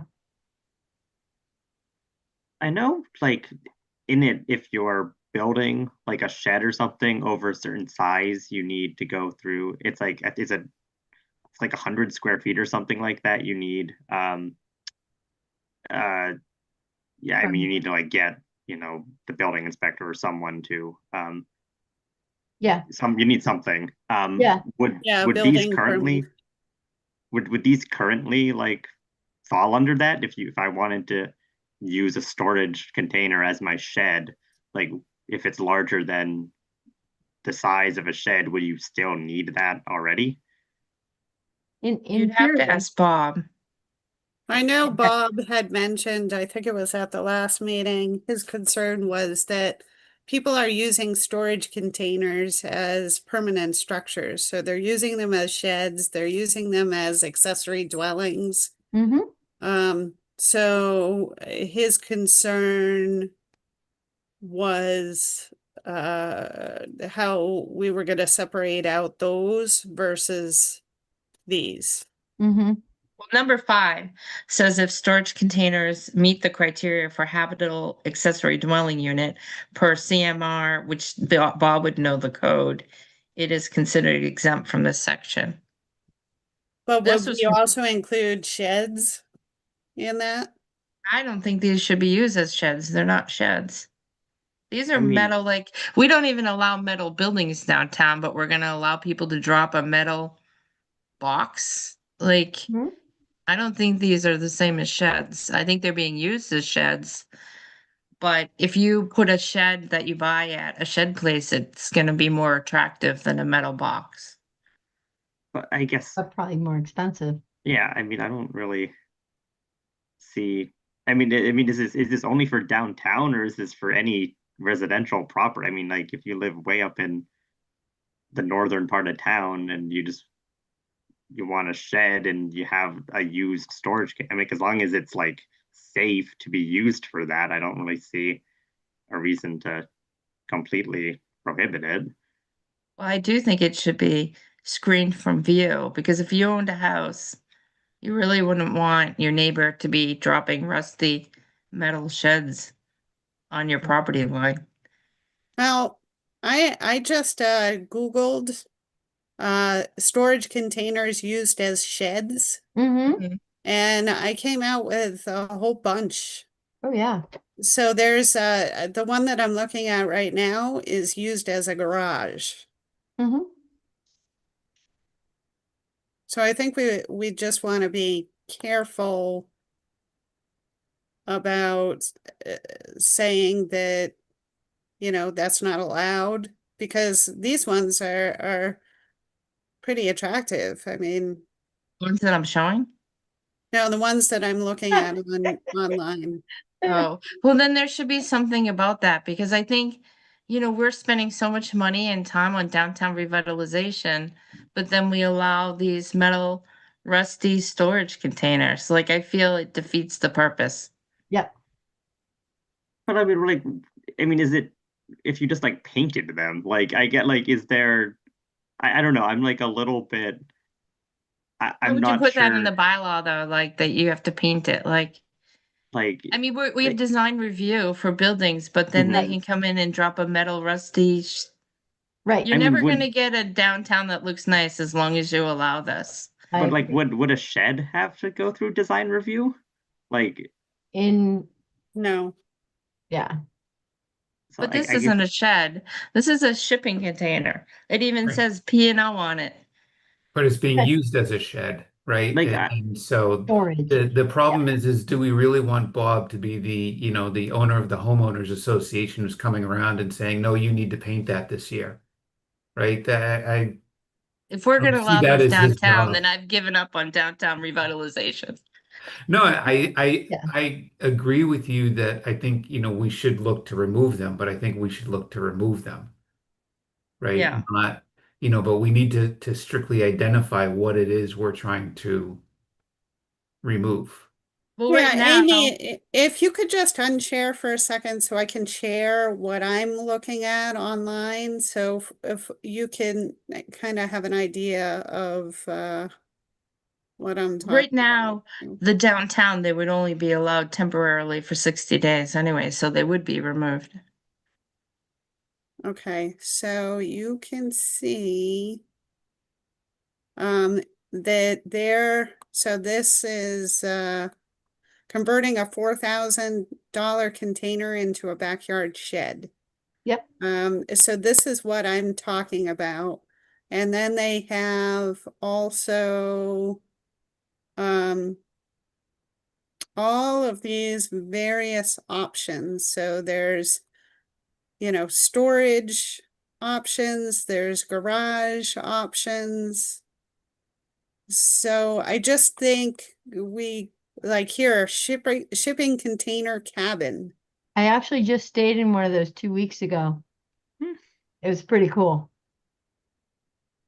So here's another one converted into a she shed. Yep. So the reason why I mention this is I've watched a couple of shows on HGTV that talk about how you can convert shipping containers into all sorts of different things. So I just think we have to be careful of, like you said, unintended consequences where we're prohibiting something that is kind of like the next big thing. like to me, because it's kind of, is it just that you're keeping a shipping container, or are you using it as a building material? And I guess I'm not sure that, like, I don't want to be too strict about, like, no, you can't build your shed out of a shipping container. That kind of, to me, just seems a little I think random for the town to do. Then how do we protect the downtown revitalization from what is on the screen? well, would it be helpful just to zone this in certain areas a certain way? I guess, but I don't know how you would. Like the way these other towns do it, it's temporary. These are used for moving unless it's being used as, if it meets the criteria for habitable accessory dwelling unit, then it's considered exempt.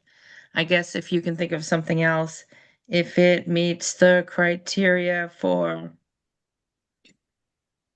a well-designed shed, then it's considered exempt. Like I just feel like I've been on the board for 10 years and we've been talking about downtown and we're gonna spend all this money downtown to make it look better. But yet we're gonna allow this. Right. And so I understand that point, and I think that, this could also fall under the classification of metal buildings or structures or things like that. But don't we have something in place currently? Is that what you're saying? We have something in place currently that says you can't have something like this for more than 60 days? Or is No, that I don't. what you're saying we should have, which I think that would be more agreeable. That's what the bylaw says that I just wrote, that I shared, like Yeah. that other towns are putting a time limit on it because this is more of you know, like a self-storage, but it's on business properties. Exactly, yeah. And I do Okay. think that they tend to look like junkyards after a while. You look Right. in back of certain areas and it looks like a junkyard. That blue one you can't see is covered with mufflers and parts. Yeah, So maybe the idea is just to restrict it in downtown business. yeah, I think Business East and Business West too. I mean, I really think our main street as you come through town, and there aren't that many, so I don't think it'll hurt anyone. There's maybe like 5. I drove through downtown yesterday. And I mean, I know think- I wouldn't like yeah. it if my neighbor put it on my property line, if that was beside your house. I mean, if we're going to allow them as sheds, shouldn't they have some sort of I just this is a shipping container to me. This is not a shed. I I mean, agree. the ones that Lori showed were a shed, but if it's converted into a shed, and I get Carter's point too, if it's up in the middle of woods and nobody sees it, then nobody would complain anyway, so no one would ever know. But I don't know. I just there are more and more towns are putting in these bylaws. Shrewsbury did it, Sturbridge. I could have looked up more, but I didn't want to spend that much time if I didn't. I think this is worth going through. I would be in support of trying to figure out the best way to manage what our downtown looks like. And I think part of that would be putting some criteria on this type of storage container. Right. I think that, so what we're trying to do is, kind of prohibit or restrict a problem that exists. We don't have a boom of people trying to build fancy container buildings at this point. I mean, it's something we can revisit down the road. I think we're just trying to, improve the downtown. These things are unsightly. And I think if you put some limitations, restriction on them, right now, I don't think it's going to be anything that hurts the town. It's probably going to help. And to be honest with you, I do think that any of these businesses in town, we go through an annual inspection process where the fire department and the building inspector walk through the entire property. So, but they don't in these storage units or these shipping containers, so we don't know what's in them. You really have no oversight in what could be going on in a downtown area that I think could be kind of relevant to your downtown, your residents. And there's a lot of rivers downtown. I know there was an illegal contractor yard downtown and they went in and he was storing all of his chemicals in the storage unit. Generally something that they don't want other people to see. And if you had to go through the process of applying, you would have to go through the groundwater and get all those, and they'd have to be inside a building and stored properly. Yeah. So part of me thinks they should be part of the actual business and follow some of the protocol that happens on that property. mhm. I'm wondering if like a way of like distinguishing if it's a shed, like if you cut a window into it, then you're clearly intending for it to be a permanent structure. I don't know, that's just like something I'm just like looking at that picture there where it's like, to me, like what would distinguish it, yeah, is like if you altered it in such a way that it's not just a metal box. If it like has a window, then it could be a shed. Like, I don't know, like. And it should be like the donation bins, even in other towns, they have to be painted and look. Yeah, Nice. they have to be maintained, with less than 10% damage. All right, is it something, Lori, you want to talk about with Bob? And Yeah, I can talk about him more. I just forwarded him these bylaws and spoke briefly with him about it today. So yeah, we can talk about it some more. okay, and then Next, on the November 18th, we meet with the ZBA, and maybe you're gonna forward all these to them too. Yeah, I told them that I'd come up with like a list. Okay. And so there's, it's more organized than we Right. currently have. I have 3 lists right now. Okay, so that is the end of the zoning bylaws. Did anybody else have anything? I don't think we had any others. Did I miss any? Well, I was talking with Bob and the ZBA yesterday about the need for regulations for fences. And so I started doing research today. Not quite sure whether it would be a zoning bylaw or a municipal code general bylaw. But that's something that we could talk about on November 17th. And I know the ZBA would be interested. I was telling Amy that we spent an hour and a half last night at the ZBA meeting discussing a dispute about a fence. So it became very clear that we need some more regulations that specify, because right now we don't really have anything. So it gives guidance to Bob on how he should be measuring heights, for example, and you know, what we're doing within the front setback, particularly on corner lots and the like. Was this in downtown or was this in residential? It was in a residential neighborhood on a cul-de-sac. And there was concern about the sight distance and whether the fence was impeding sight distance for the abutting driveway. Yep, that's what I figured it was, something like that, sure. I could see that. I think those donation bins near the Z School could be impeding, like it's right near the driveway. You know, we talk about signs right near the driveway and usually they're open on the bottom so you can see through and see down the street. But those bins are on each side of the driveway and you can't see through them. I'm wondering if those are the school bins or did someone just drop them there? That's weird how they're on the street. Well, is there a number that basically on those bins that you can call? No, but that's what the new bylaw calls for. You have to have the owner's name and Yeah. number but these have nothing. Just like the ones on Blake Street, Yeah, they have nothing on them. Okay. So actually I just put away my agenda. Next on the agenda is the letter for the CPA application for the Blake Park and Streetscape project. Yeah, so I know certainly Bill and Amy and Millie are very much aware of the status of this project. So this is mostly for you, Carter, and you, Anthony.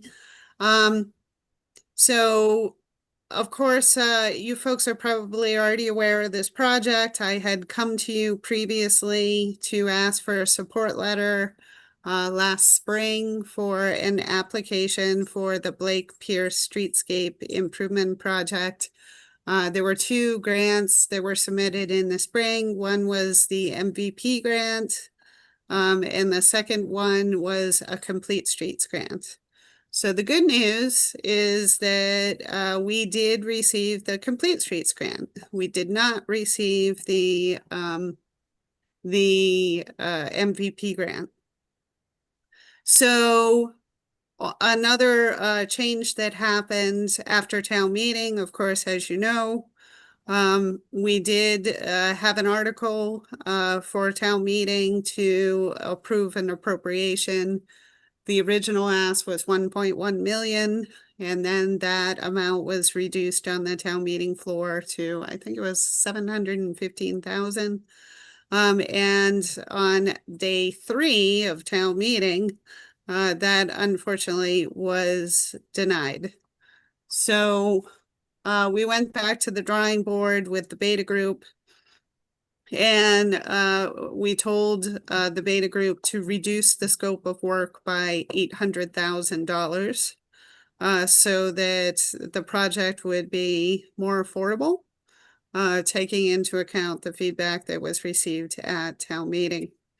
So then we revised the scope of work, and we went to another community outreach meeting in the end of June, and got some additional good feedback.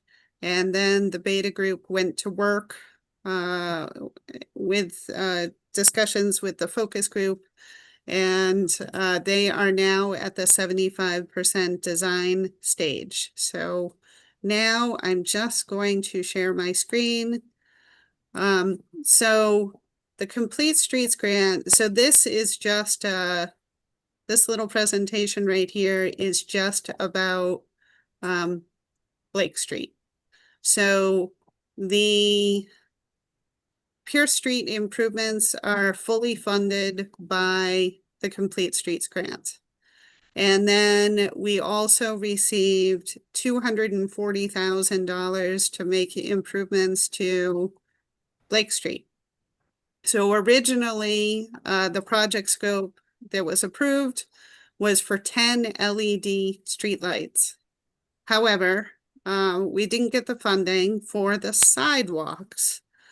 So the LED streetlights were always envisioned to be under the sidewalk. So the conduit would be laid under the sidewalk. The existing asphalt sidewalks would come out, and then new concrete sidewalks would be installed in their place with vertical granite curb. So part of the reduction in the scope of work was that we would leave the existing concrete sidewalk with vertical granite curb that's alongside 4 West Main Street. So that concrete sidewalk is in really good shape, as is the granite curb. So there really is no reason to pick that up. So then on the west side of Blake Street, instead of doing 10 LED streetlights, we'll just do 4 LED streetlights. So the asphalt sidewalk would come up in this location. New concrete sidewalks, instead of with vertical granite curb, because we can afford that, it would be monolithic concrete curb. So still with a 6-inch reveal. That is what you see up at Northborough Crossing. It's pretty standard. You typically see it in commercial and industrial applications. The benefit of doing the sidewalk work over on the west side of Blake Street is with the vertical granite curb, now we're able to do on-street parking on the west side of Blake Street, because you're creating a barrier between the road and the sidewalk. So now you can accommodate the on-street parking. So you may recall the sidewalk along Blake Street is kind of a mess. In some locations, it's flush with the road. So there really is no difference in elevation between the sidewalk and the roadway. And then there's Cape Cod berm as you go further down the street. So that's the Complete Streets project. And then the CPA project would cover everything that would happen on the east side of Blake Street. So that would be reconstruction of the 9 perpendicular parking spaces that are on Blake Street, a new crosswalk. There would be new ADA compliant curbs and ramps over on the west side of Blake Street. Same over on this side. There would be a slight change to the existing parking lot, the large municipal parking lot. So right now, I believe there are 3 parking spaces, maybe 4. So those would come out, and it would create 2 van accessible handicap parking spaces. The benefit of doing this little piece of parking is that this is where the parking is in its worst condition. So I have a picture slide that shows you what that looks like. So right now there is no drainage whatsoever in this parking lot, actually not in the large municipal parking lot either. And so you see regular puddling that stays there until it evaporates into the air. So the puddling, particularly in the winter, can stay there for quite some time and then it becomes ice.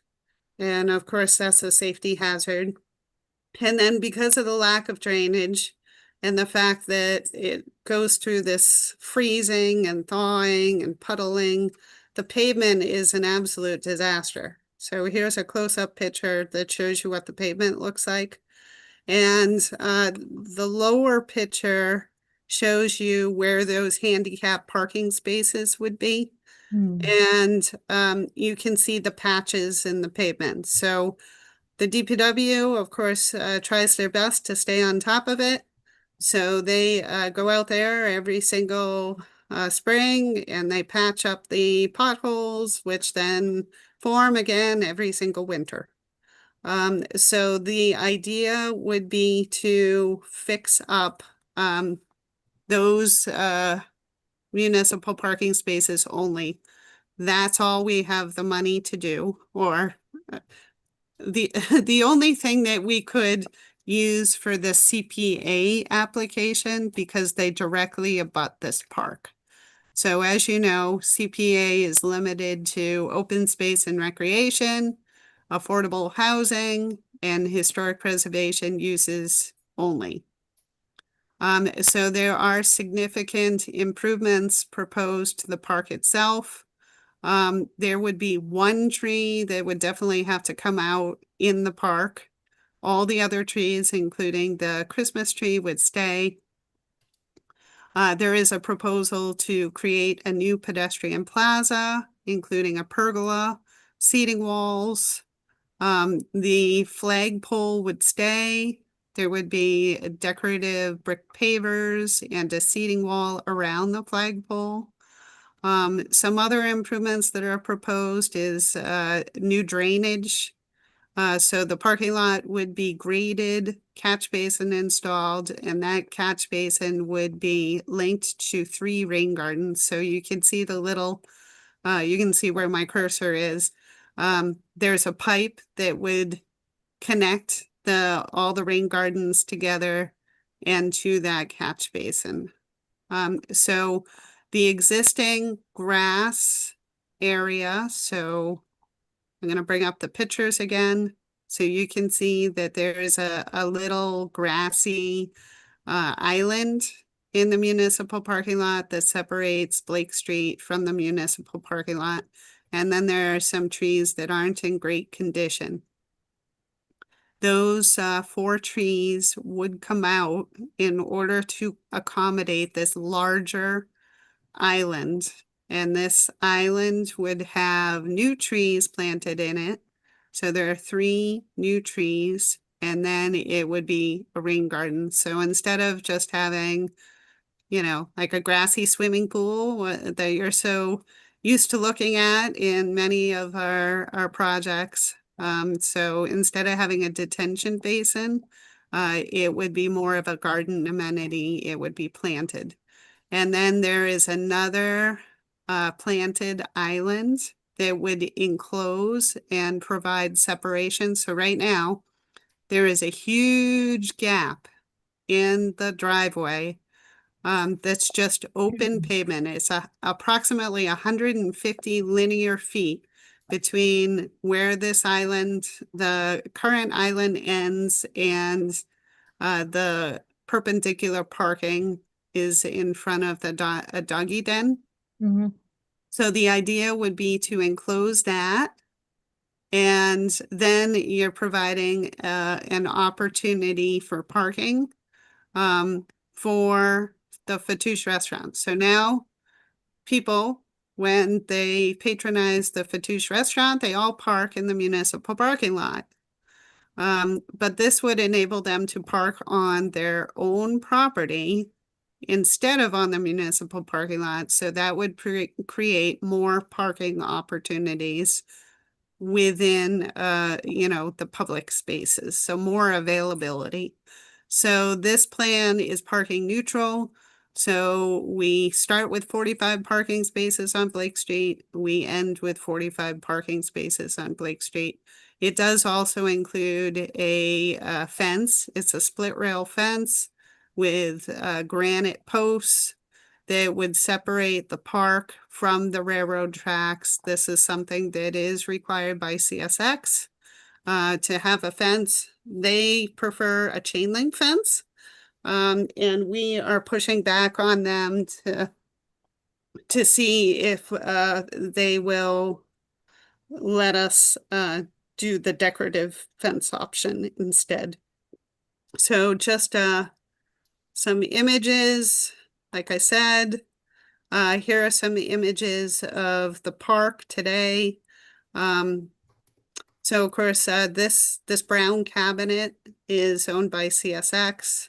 There's nothing we can really do about that. But the idea is to take care of this kind of mess of utilities.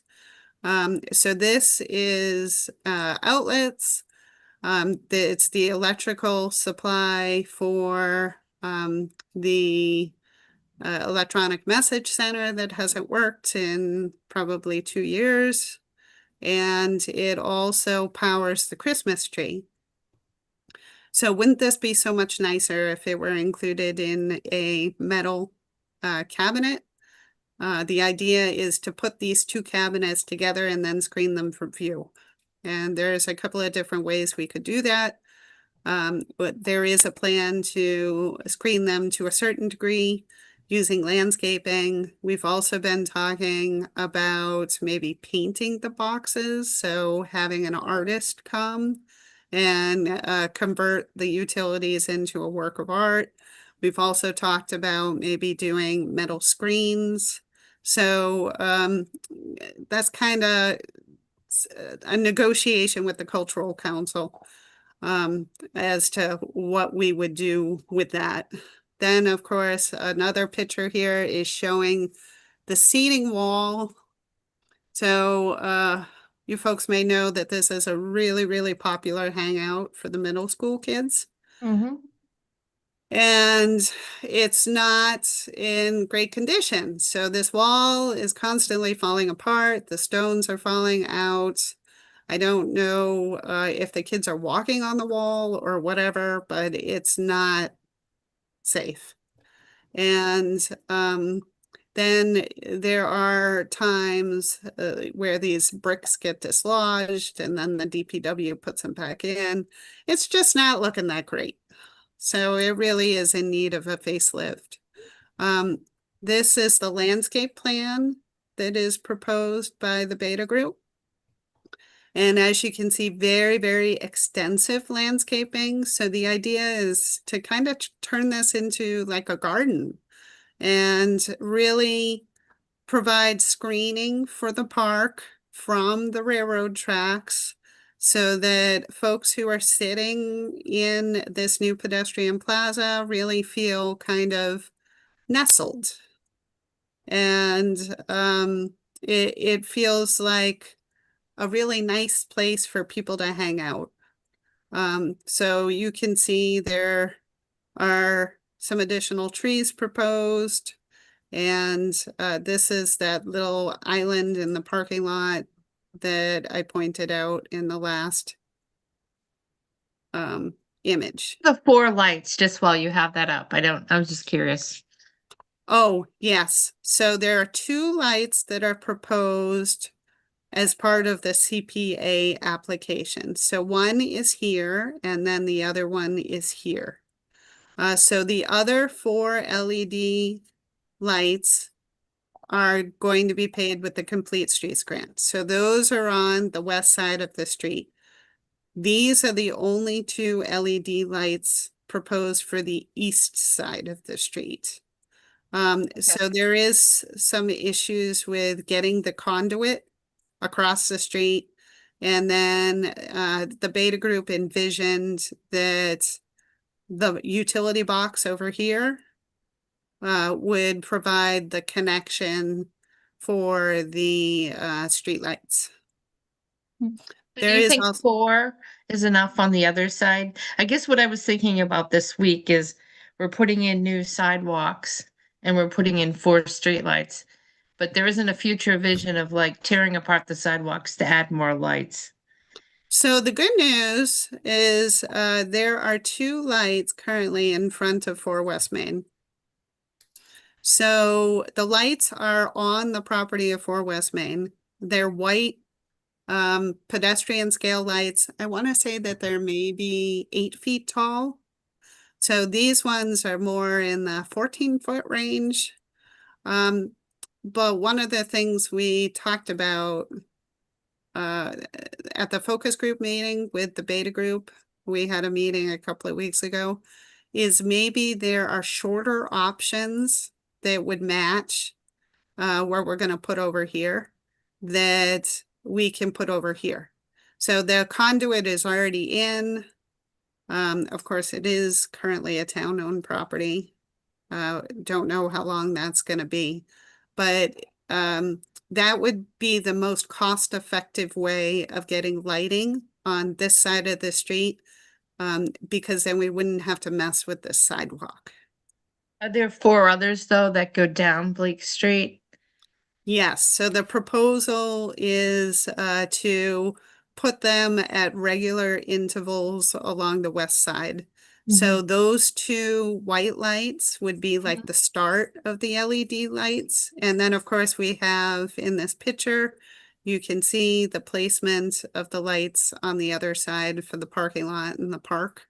And remember, there is also telephone poles with lights on them.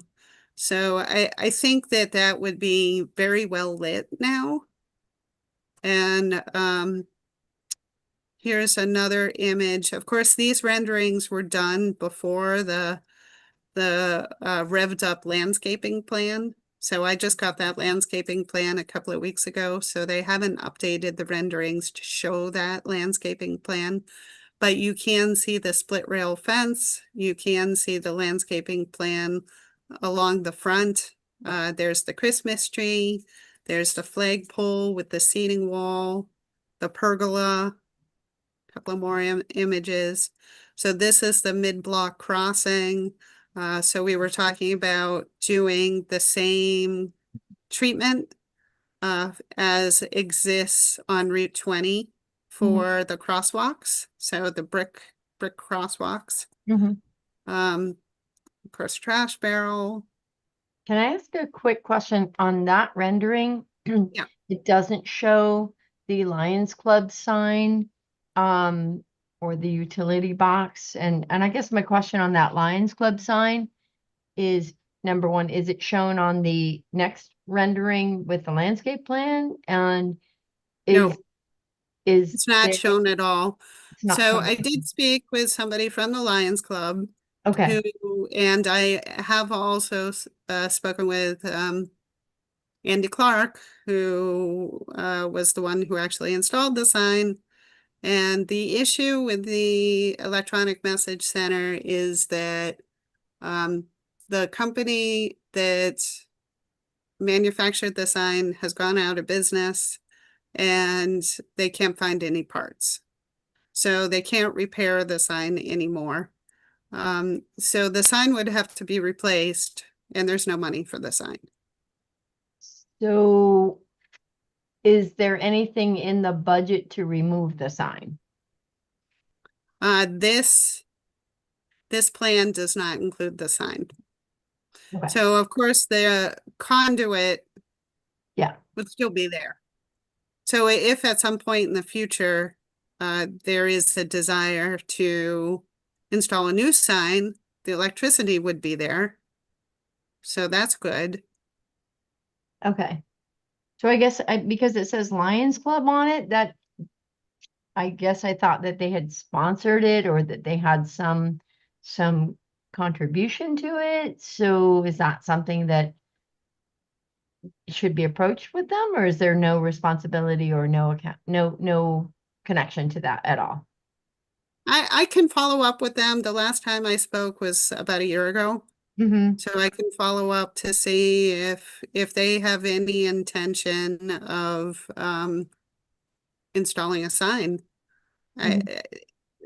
I cannot get funding for it using the CPA.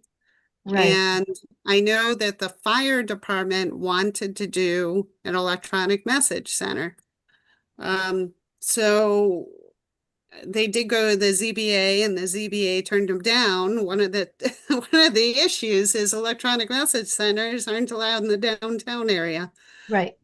And this electronic message center hasn't worked for a period of time. I'm not sure how long it hasn't worked. But if it's been 2 years or more, then it's no longer grandfathered. So there are some issues that would need to be overcome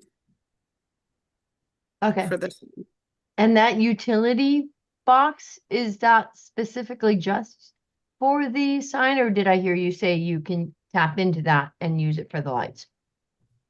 So right now there is no utility box. Oh, I thought in the one of the renditions there was something connected to the sign. So right now this is the mess. That. So the idea is to put all of this in a box. But do we need that if the sign's not working?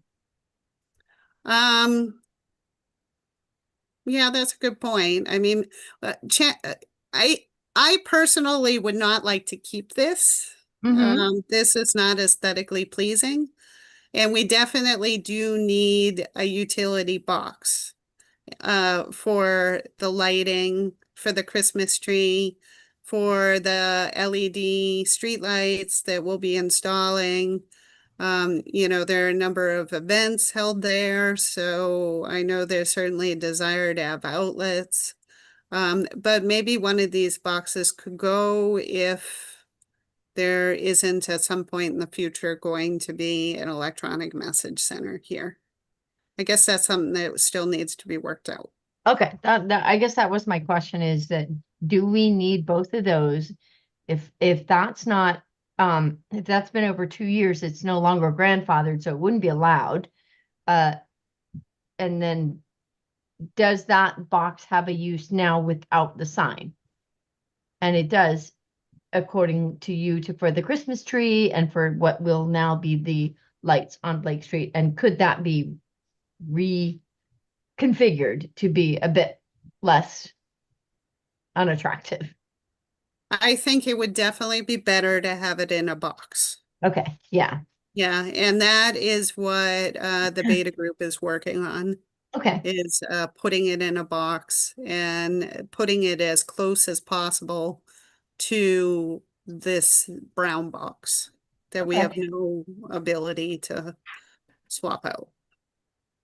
Downtown Hudson has a panel sign, but they don't allow electronic signs in the downtown. But how did you get a price from Andy Clark on how much, maybe I missed it, on how much a panel sign would be? Like there seemed like some of them look thin, like just a regular sign, but it's like welcome to Hudson or. I have Did not he give you reached a out to price? him because I know I don't have the funding for that. Oh, I was just curious. Yeah.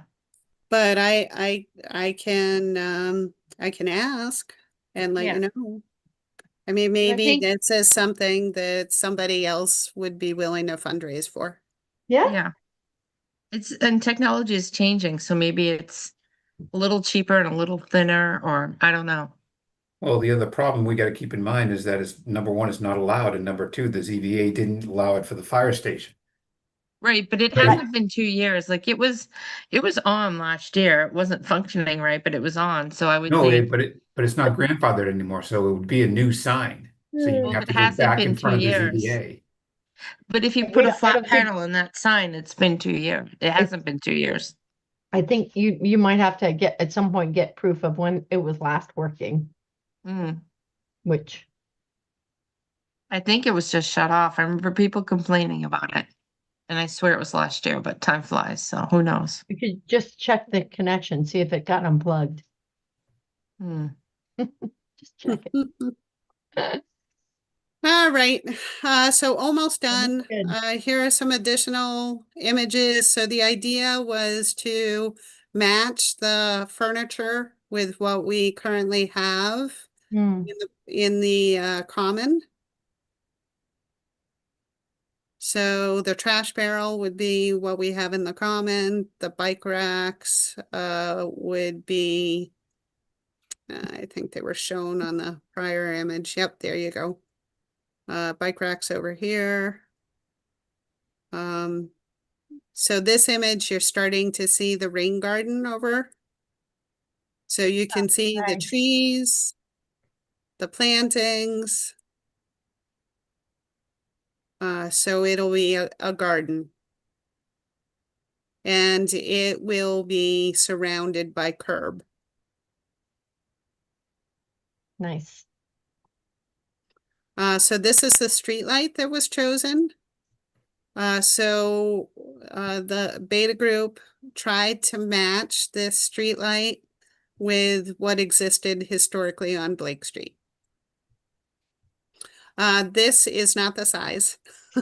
This is a toddler standing next to the street light. So the street light, like I mentioned, is I believe the Beta Group said 14 feet tall. I do And- know that I drove downtown Marlboro, and they actually do have a thing for flags, banners, flowers. And I look at it, you know, and I know Scott said we can't do floor hours, but I don't know why every other town can. And a couple people did reach out to me saying, even if they don't run the water, like, you guys should have the hardware to hang the flowers in the future if you ever want to do it. Yeah. Yeah, we did a debate at the focus group, because of course at the last community outreach meeting, we talked about doing banner hardware. We talked about doing a hybrid of the hangers and the banner hardware. Then we just talked about the hardware for the hanging baskets. We talked about running irrigation to the lights for the hanging baskets. But that would have run us $30,000 to do the irrigation. And then DPW thought that it'd be too much of a hassle for them. Plus also, honestly, I just don't have the funding for that. I don't know where we would get $30,000. That's not something that CPA would pay for. So we've got all of those obstacles. So the focus group decided at the last meeting just to go with the simple light. If a decision is made in the future to do banners or to do hangers, then they could be attached to these light poles. It wouldn't look as nice because, of course, the lights with the hardware built in are obviously more attractive than something that's just strapped to the light. Have you guys seen the lights? Number one, they're solar panels, which I think are an interesting option, but where the planters are actually around the bottom, so they don't really require a sophisticated irrigation system. They basically require like a sprayer truck that goes around and just sprays those. Did you look at any of those? I think that they might be an attractive option. Yeah, so there are, of course, where we get our big planters for the downtown. So Earth Planter, they do have a hanging planter option with a reservoir that's kind of similar to the big planters that we have. So it means that you don't have to water them as frequently. But like I said, the focus group decided at the last meeting not to go with a hanging planter option. I was thinking more That than was them to go on because the base, but yeah.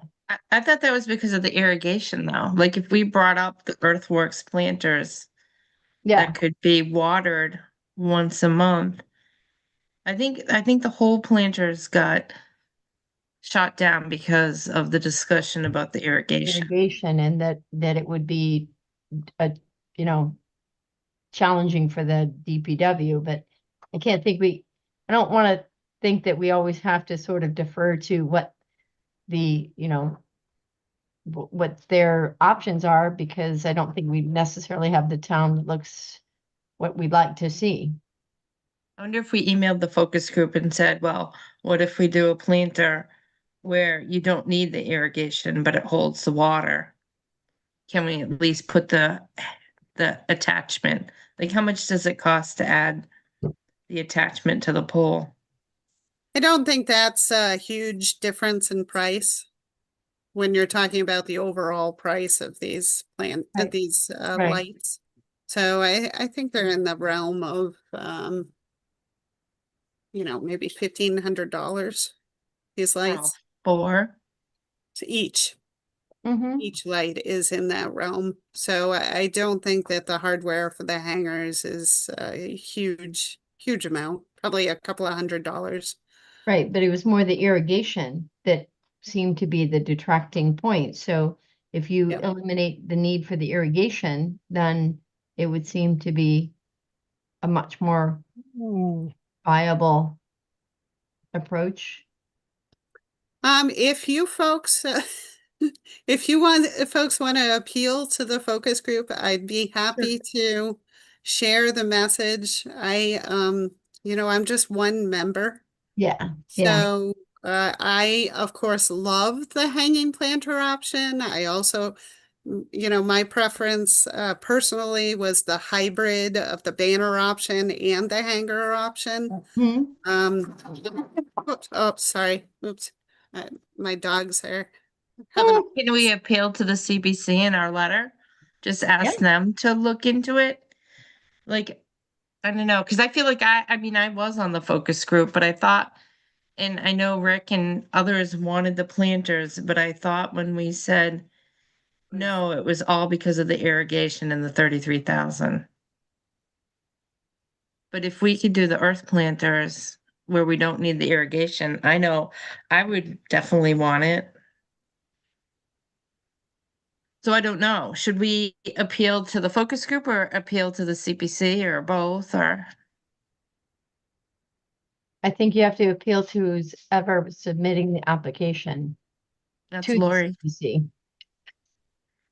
Yeah, I take my marching orders from the focus group. So of course we got 2 members of the focus group right here. Right? 3 with Bill. I would just be concerned if somebody found out $30,000 for flowers, that they would be immediately against it, right? The way that the town is currently thinking. This isn't 30,000, The 30,000 is for the irrigation. Irrigation. but we're not If gonna we- do the irrigation. If we If we're eliminate not the doing the irrigation, irrigation, then the difference in pricing for the lights with just the arms Mhm. and the lights without the arms is not very much. Like a couple $100, she said. And is that going to cause any issues if we put it at the bottom, being either in the walkway or being in the roadway? So Well, if you, oh, sorry. You can do like mini planters. So like the planters that we have around town, there are small pot options that could just be put at the base of the lights. So we could get 4 of those. And then they'd be much easier for the DPW to water if they're on the ground versus if they're in a truck that they need some sort of, ladder. I'm not exactly sure how they do it. So if they're in the ground, these lampposts are not in the sidewalk area, correct? They are. They are. They They are, are. So right. even if we were to put the planters and the flowers around the ground, that would probably be problematical, correct? Well, remember that we're gonna have some parking alongside. So let me go back to that map. Yeah. So we can see I mean, I think it's nice to have the options. I don't necessarily think a decision should be made whether or not it's a maintenance issue or whether it's because it may be maintenance for some today, but we're 10 years, 20 years down the road. Well, It I may be think something that we wish we did. yeah, I think the other thing to keep in mind here is that Lori has to have this submitted by the end of this week. Oh, I know. EPC. Because I'm gonna So see them next week, I think. I don't know that there's time to make these kind of changes to it now. Yeah. Yeah, so you can see where the lights are. So there's one here and Yep. there's a parking space right next to it. Then there's one here and there's a parking space. And then there's one here and a parking space. And then the other one, I think, is this one over here. So there's no parking space there. But having a planter there is probably going to be problematic because of the location of the light relative to when you're opening the door to exit your car. Or to impede. Okay. It's interesting about Marlboro. They had the planters on the poles, but they weren't all the way at the top. They were like only halfway up. Mm-hmm. I don't know. Wonder if that's because of the watering. Well, we definitely want it to be above head height. Right? Yeah. I can imagine some some head Concerns. trauma if people aren't paying attention. But anyway, so that's pretty much it. So I gave you folks a support letter to consider, and then Amy sent some changes along. So I have that if you want me to share. Yeah.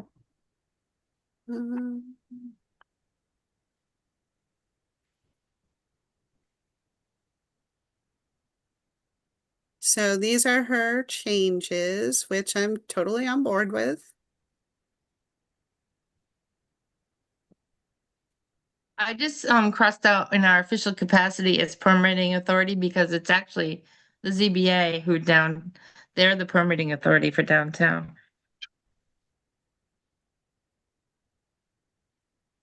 And the town common didn't come in front of us. I don't know what we did with that. It was CPC, so it didn't go in front of any boards because it was a park. Yeah, and you didn't have 10 or more parking spaces. Oh, yeah. So I just took those out. Happy to make other changes if people want them. I just have a few questions, I guess, about so how much money is it that you were asking from the CPC? Funny story, because I thought I was asking for 760,000, and then I sent an email to the beta group asking for a standalone estimate because they glopped it all together with the Complete Streets projects. So I needed a separate estimate for my CPC application. And I was surprised to see that the number increased by $100,000. So the number that they gave me today is 860,000. And that includes contingency, mobilization, police and flaggers for construction of the roadway within the roadway. Also, I was informed, this was a big surprise to me, that even though the construction is in the park and not proposed to be within the right-of-way of the railroad whatsoever, we need a flagger to watch the construction while it's happening next to the railroad tracks. So any of the park construction needs to have a flagger watching it. Which I'll flag. I'll watch. odd. I'll volunteer. So that's increasing the price by quite a bit, unfortunately. So that that price hopefully would do it.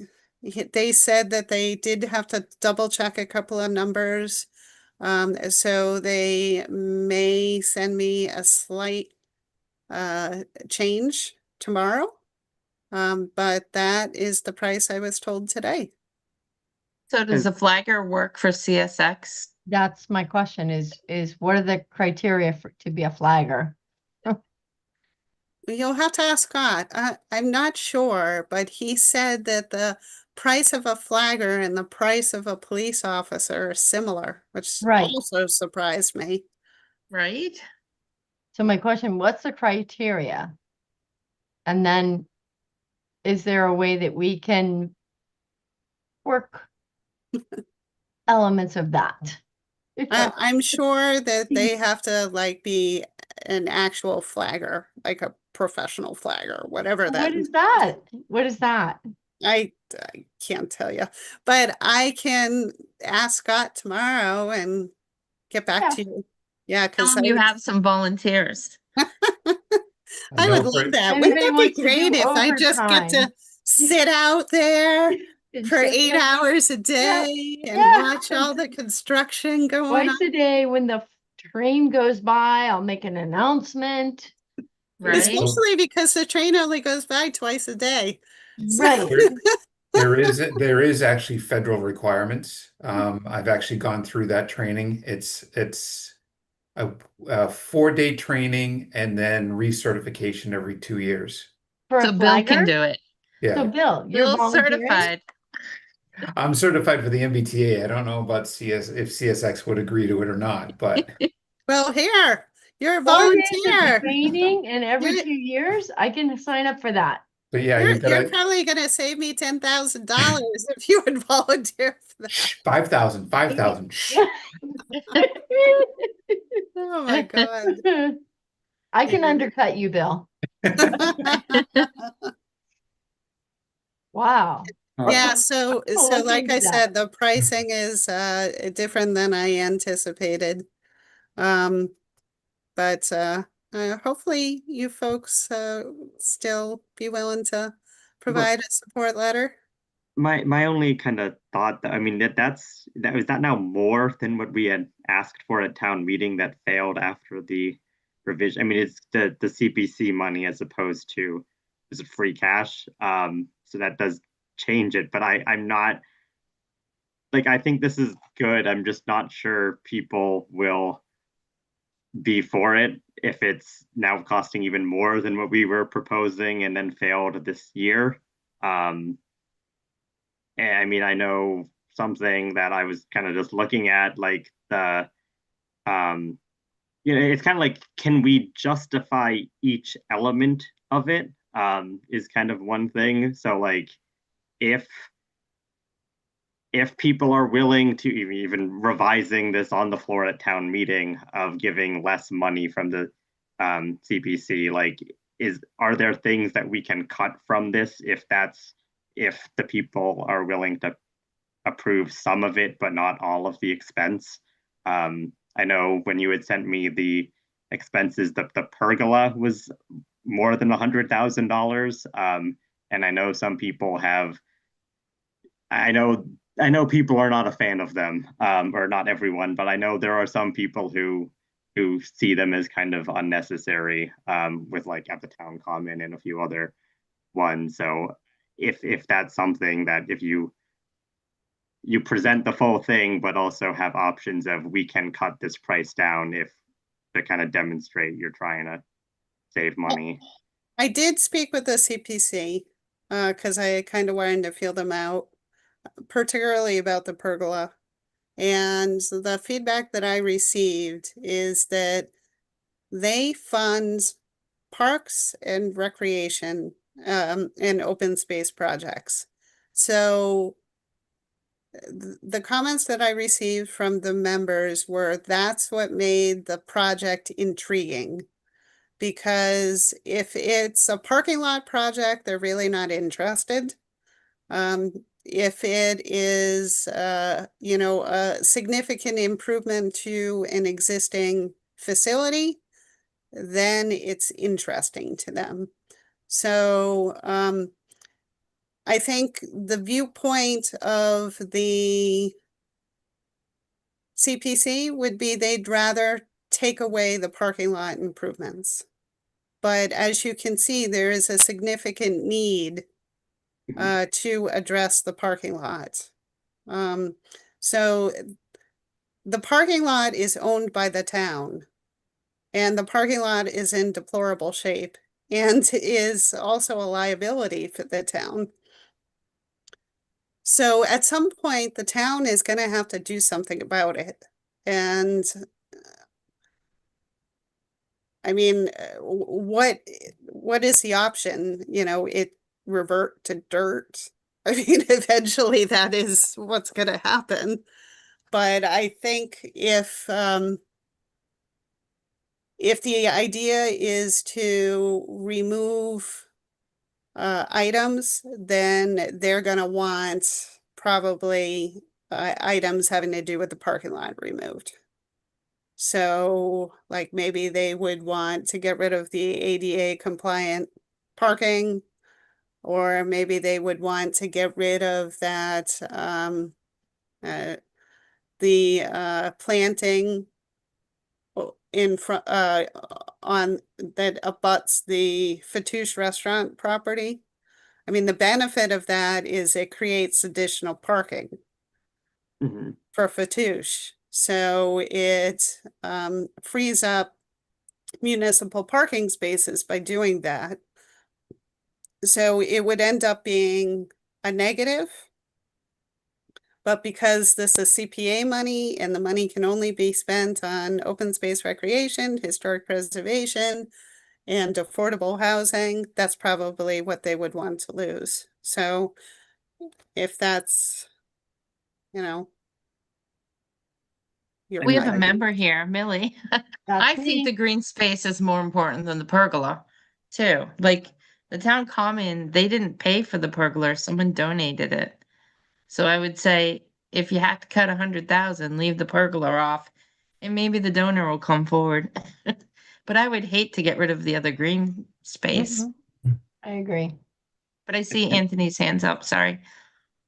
I'm just sorry, and if I should know this, I apologize, but just curious, who funded the site plan by Beta? ARPA. Okay. $250,000 worth of ARPA funds. Gotcha. And that was specifically just for this plan? It was. Wow. For the Pierce Blake Streetscape Improvement Project. Is this bleed over from the prior one, or is this a new effort? This is a piece of the original Pierce Blake Streetscape Improvement Project that was presented at town meeting last year. Gotcha. So it's just a piece of it.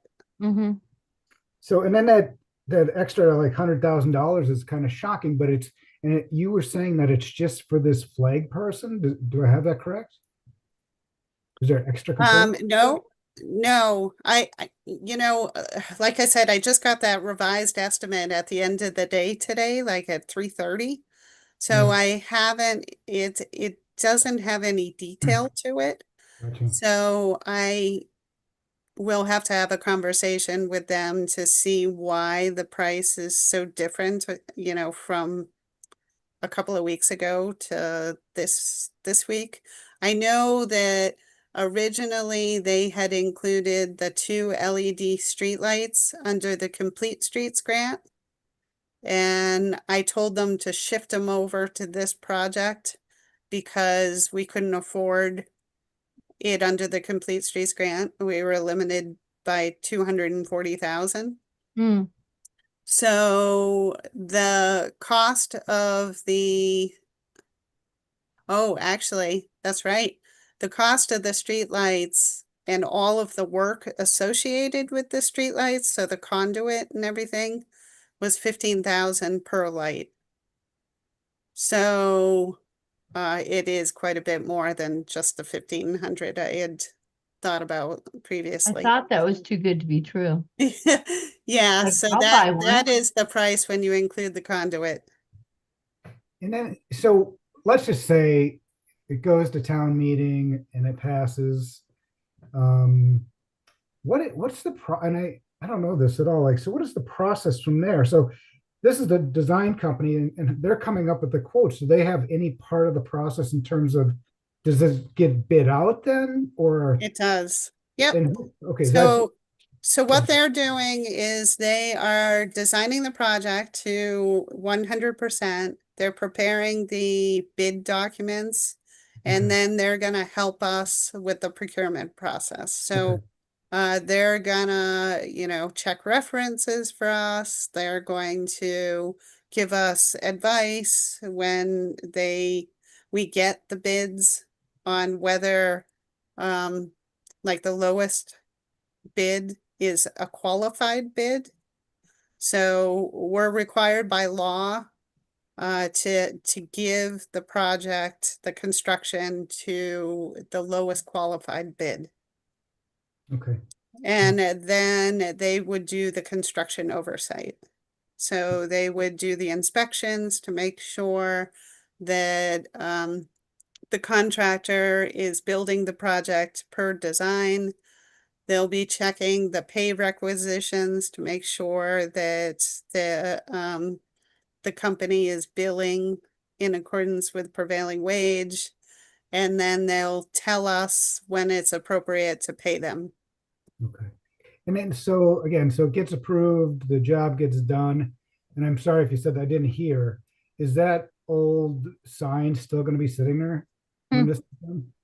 Well, under this proposal, the sign would come out. Oh, so, but we don't have funding for that. No, we do have funding to take the sign out. We don't Okay. have funding to replace the sign. Which is that, Oh, I thank you for clarifying that. I did not Yes. hear that we had funding to take the sign out, which was what I was actually getting at. Oh, okay. I'm sorry, I misunderstood. is that sign, is that something that the town has paid for? I know it says Lions on it. I don't understand who's really responsible for the sign, so. That I was- believe the Lions Club gifted it to the town. Okay, so the town actually owns it at this point. So, Mhm. but in any event, even if we did want to put another sign in, it would need a variance to get approved, right? Yeah, we need money. Mhm. All right, that's all I had. Thank you. So I had a question, now I forgot what it was. Shoot. Was it about, what were we talking about? Wow, I forgot. Carter?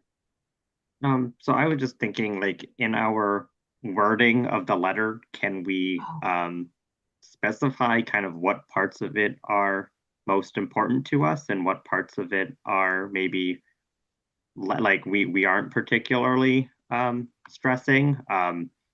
Because I mean, yeah, ultimately the CPC is gonna decide, I mean, what to actually do with this, but it's if they think the pergola is really important and the parking lot's not, that's up to them, but we can in our letter express otherwise.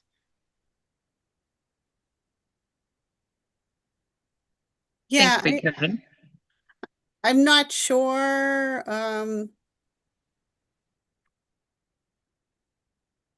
Yeah, I mean, the CPC, of course, Millie, you've probably been on the CPC for a lot longer than I've been staff to the CPC.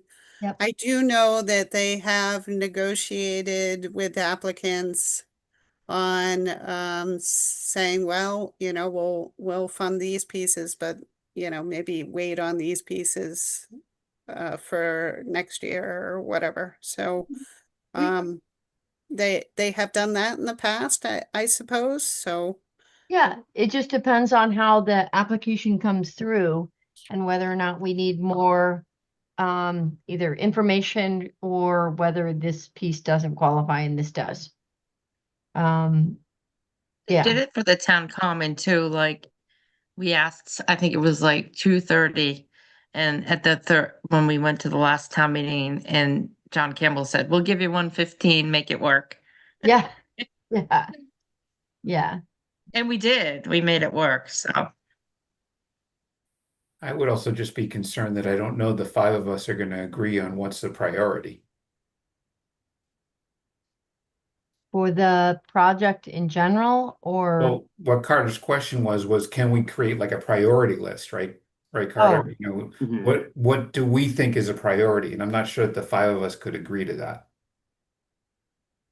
and I honestly don't think that it in itself fits in a letter either. I feel like you either recommend it or you don't. I agree with that.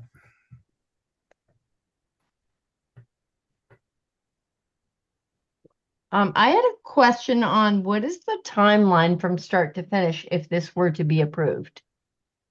Yeah, so that's an interesting point as well. So the Pierce Street project will go forward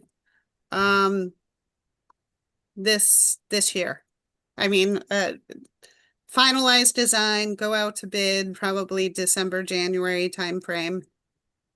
And then I ideally have construction start in April. And it'll probably take maybe 4 months to build. But of course, it depends on the schedule of the contractor. The west side of Blake Street, originally I was thinking that we should tackle that at the same time as we do the park project. But then one thing became clear is that the ARPA money expires at the end of this fiscal year. And we have ARPA money to pay for construction services. And if we don't spend that money this year, we'll lose it. As in this calendar year? This calendar year. So starting in 2026. So it has to be fully expended by December 31st of 26. So Okay. we may be forced to do the west side of Blake Street so as to not lose the ARPA money to pay for the construction oversight. The bad part is that means that those streetlights are going to be up for a while without being energized. Right. Because the box will be in the east side, the park. Interesting. So I really have to talk with the beta group to figure out a solution to that. I mean, maybe there's a possibility where we could temporarily light the street lights in a different way on the west side of Blake Street. But anyway, regardless of that, the park improvements wouldn't happen until 2027. So the best time to go out to bid is in the December, January timeframe. So the contractors haven't figured out their schedule for the year yet. So you tend to get the largest number of contractors responding, as well as the most competitive pricing if you go out to bid at that time. I have gone out to bid in the fall, and that was like disastrous. So I would not recommend doing that at all. So chances are the construction start would be April of 27. I actually have to leave, so I'm just gonna say quick that I have to leave. Anthony, you're here. Do you mind finishing? You or Bill finish as chair? Good. Okay, I just have to go, so I'll see you guys on the 18th. See you Yes, then. we will. Have a good Bye. night. Thanks. Thanks, Amy. Good night. Yeah, I guess my only reason for that question was, looking at what the time frame would be from start to finish, the disruption for the businesses in that area. Obviously, you want that to be more consolidated rather than spread out over 2 or 3 years. But also, only a certain part of that project on Blake Street needs I would say the flagger or some of those additional costs. So I'm just curious as to what you said it'd be $10,000 for that position. Yeah, I mean, that's, like I said, the estimate that they gave me today was not detailed. Sure, okay. So that's what Scott had thought. Okay. All right. Do we have any more questions, or does anybody have thoughts on Amy's amendments to the proposal letter, the letter to the CPA? I'm fine with Amy's amendments. Anybody else is good? I think I'm reluctant to express support for it without kind of holding back on some of the costs. Okay.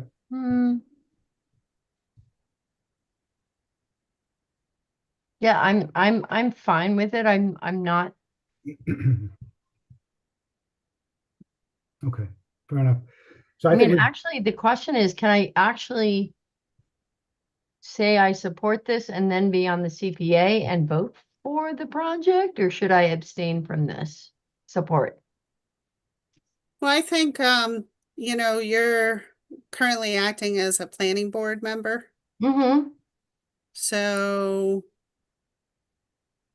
I don't think it's really a conflict. It would be a conflict if it was your own project. Personal benefit. Okay. Yeah, or a benefit to a family member. So. No. Okay. If I vote no on the letter, can I write a dissenting letter? Oh, you're gonna write a letter of disapproval? Or a agreeing in part, disagreeing in part, I guess. Sure. Well, you're welcome to submit that on your own to the CPC. Okay. I you know, of course, it wouldn't be beneficial for me to include a letter against the project in my CPC application. So I hope you understand that. Yeah. So, yeah. Or I guess when is the meeting that I'd have to submit any comments by? So the public hearings typically would start in December, the first Thursday in December. I think it might be December 4th.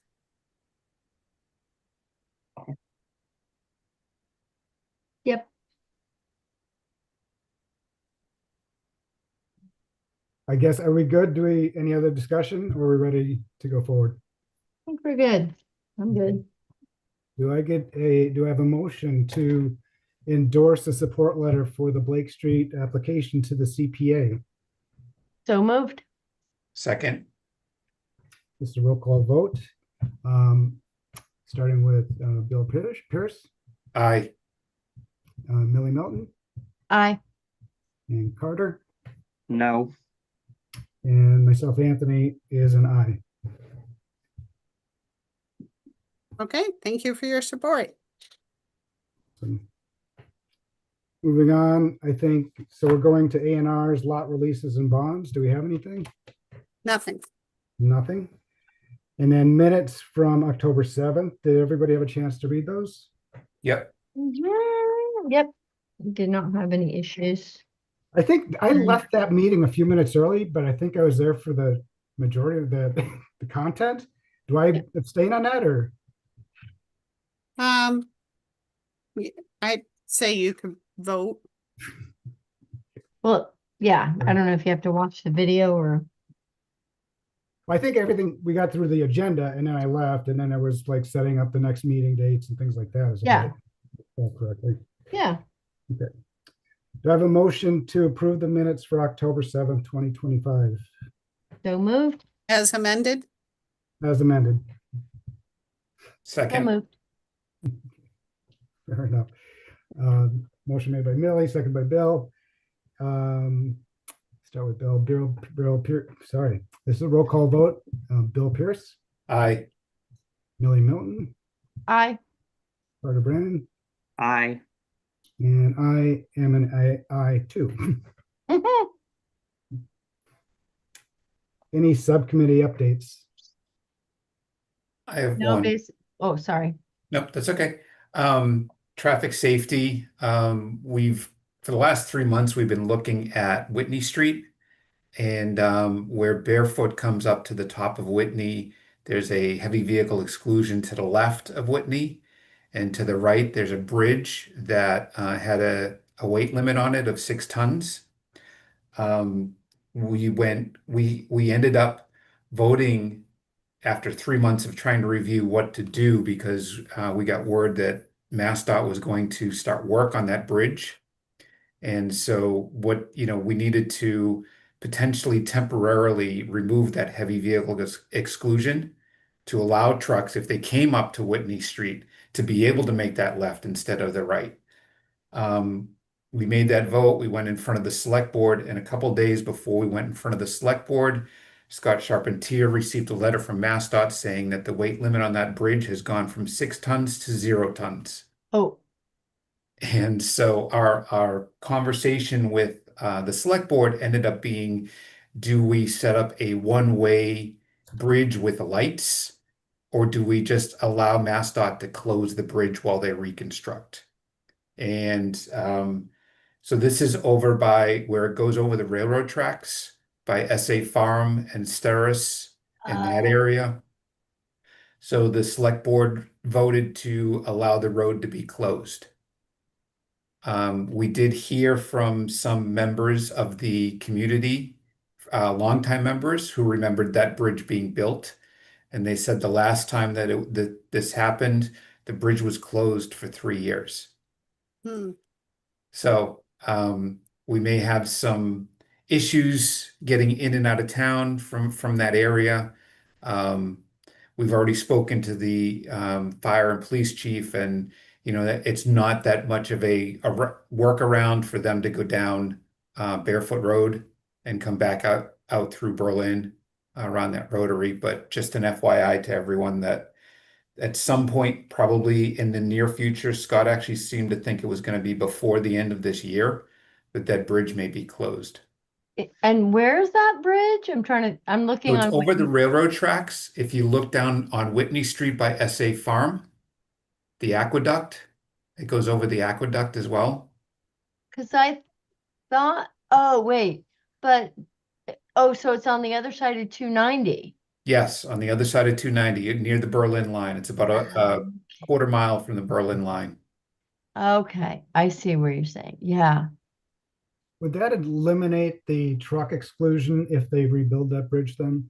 No, because the truck exclusion starts at Barefoot and goes to Church. So they're allowed to make the right-hand turn off of Barefoot. They're not allowed to make the left. Okay. I thought they couldn't go that direction because of the weight limit. Well, they can't make a right because of the weight limit. They weren't supposed to go either way. But the concern was, like I said, MassDOT had made a concern that the bridge was getting worse and worse. So they had asked that we temporarily remove that so that if they do come up there, they have a way out. Okay. And then, a couple days before we met with the select board, it didn't matter. Are they going to kind of publicize that it's going to be closed before? I'm sure a lot of Yeah, we actually talked at the select board meeting about putting up signs and other items, and I'm sure most people's GPS will automatically route them around it anyways. But I'm sort of, I wanted to make an effort here to, start spreading the word, because this is something that, I've known it's been been an issue for a while. I actually live between Barefoot and that bridge. And so I see trucks go by all the time, every day. I see trucks go by, and every time I think they're just doing more and more damage to that bridge. So I mean, like, I live in the Pine Knoll neighborhood, and that's going to be quite an inconvenience. That bridge being closed, especially if it's for a few years. So I think a lot of my neighbors would probably want to be made aware of that before it happens. yeah, it's not that much of an inconvenience because, again, you can go right down Barefoot, right? So yeah, it might be an extra mile, maybe, an extra 5 minutes out of your way. It's not like you have to reroute. Like Lori, I don't know if you were in Millbury at the time when I was younger, but they, you know McCracken Bridge, Oh, yeah. I know Blackstone. Yeah. McCracken Bridge. I remember Absolutely. when they closed that for a year. Yeah. That's in the center of town. That was a nightmare because there was no way to get around. But this you got Barefoot Road, you got a couple options. Yeah, actually, I think that was closed for like 2 years, and then we had another bridge project that I remember, Providence Street Bridge, and that was closed for 2 years. Yep. Also, I don't know if you would know this, but when they do close the bridge, could it, I mean, especially if it's going to be long term before anything actually gets done to like replace it, would it still be open to pedestrians or bicycles, or could No. it be? No. No, it'll be completely closed. Interesting. Yeah, they don't want to take any chances at that point, right? So, yeah. And when might this? Scott seemed to think it was going to be fairly, the MassDOT had done their report and they were presenting it to the Federal Highway Safety for final review. And what they were asking the town is, what do you want us to do? We can do a temporary bridge or we can just close the road. And the select board unanimously chose to close the road. And this is dependent on federal funding? I don't know. It's a MassDOT bridge, so it's not funded by the town. It's not run by the town. It's Right. completely MassDOT. So it's up to the state. And the problem is that at that point, it becomes where in the priority list is it in the state? Right, right. So we'll never get a date. I can tell you right now, we'll never get a date as to when it's going to be done. It'll be done when it's done. And that's what they'll tell you. Start date? No idea. They just want to keep traffic off of it now because now it's becoming a safety hazard. Wow. So they will effectively be the ones closing it. They will be the ones closing it. They will be the ones putting up the signs. We can put additional signs, but they'll be the ones doing all of that. Okay. Yep. Thank you. Yep. Moving on, next planning board meetings are November 18th and December 2nd. That's still correct, Lori? Say Lori and Millie. Oh, Lori. Yes. Yep. Okay. And then next ZBA meeting is November 25th. The next MPIC meeting is January 15th. I think that's everything. Lori, anything else? Nothing? No, I have nothing to add. All right. Do I have a motion to adjourn? So moved. Second. All right. Moved by Millie, seconded by Bill. This is a roll call vote.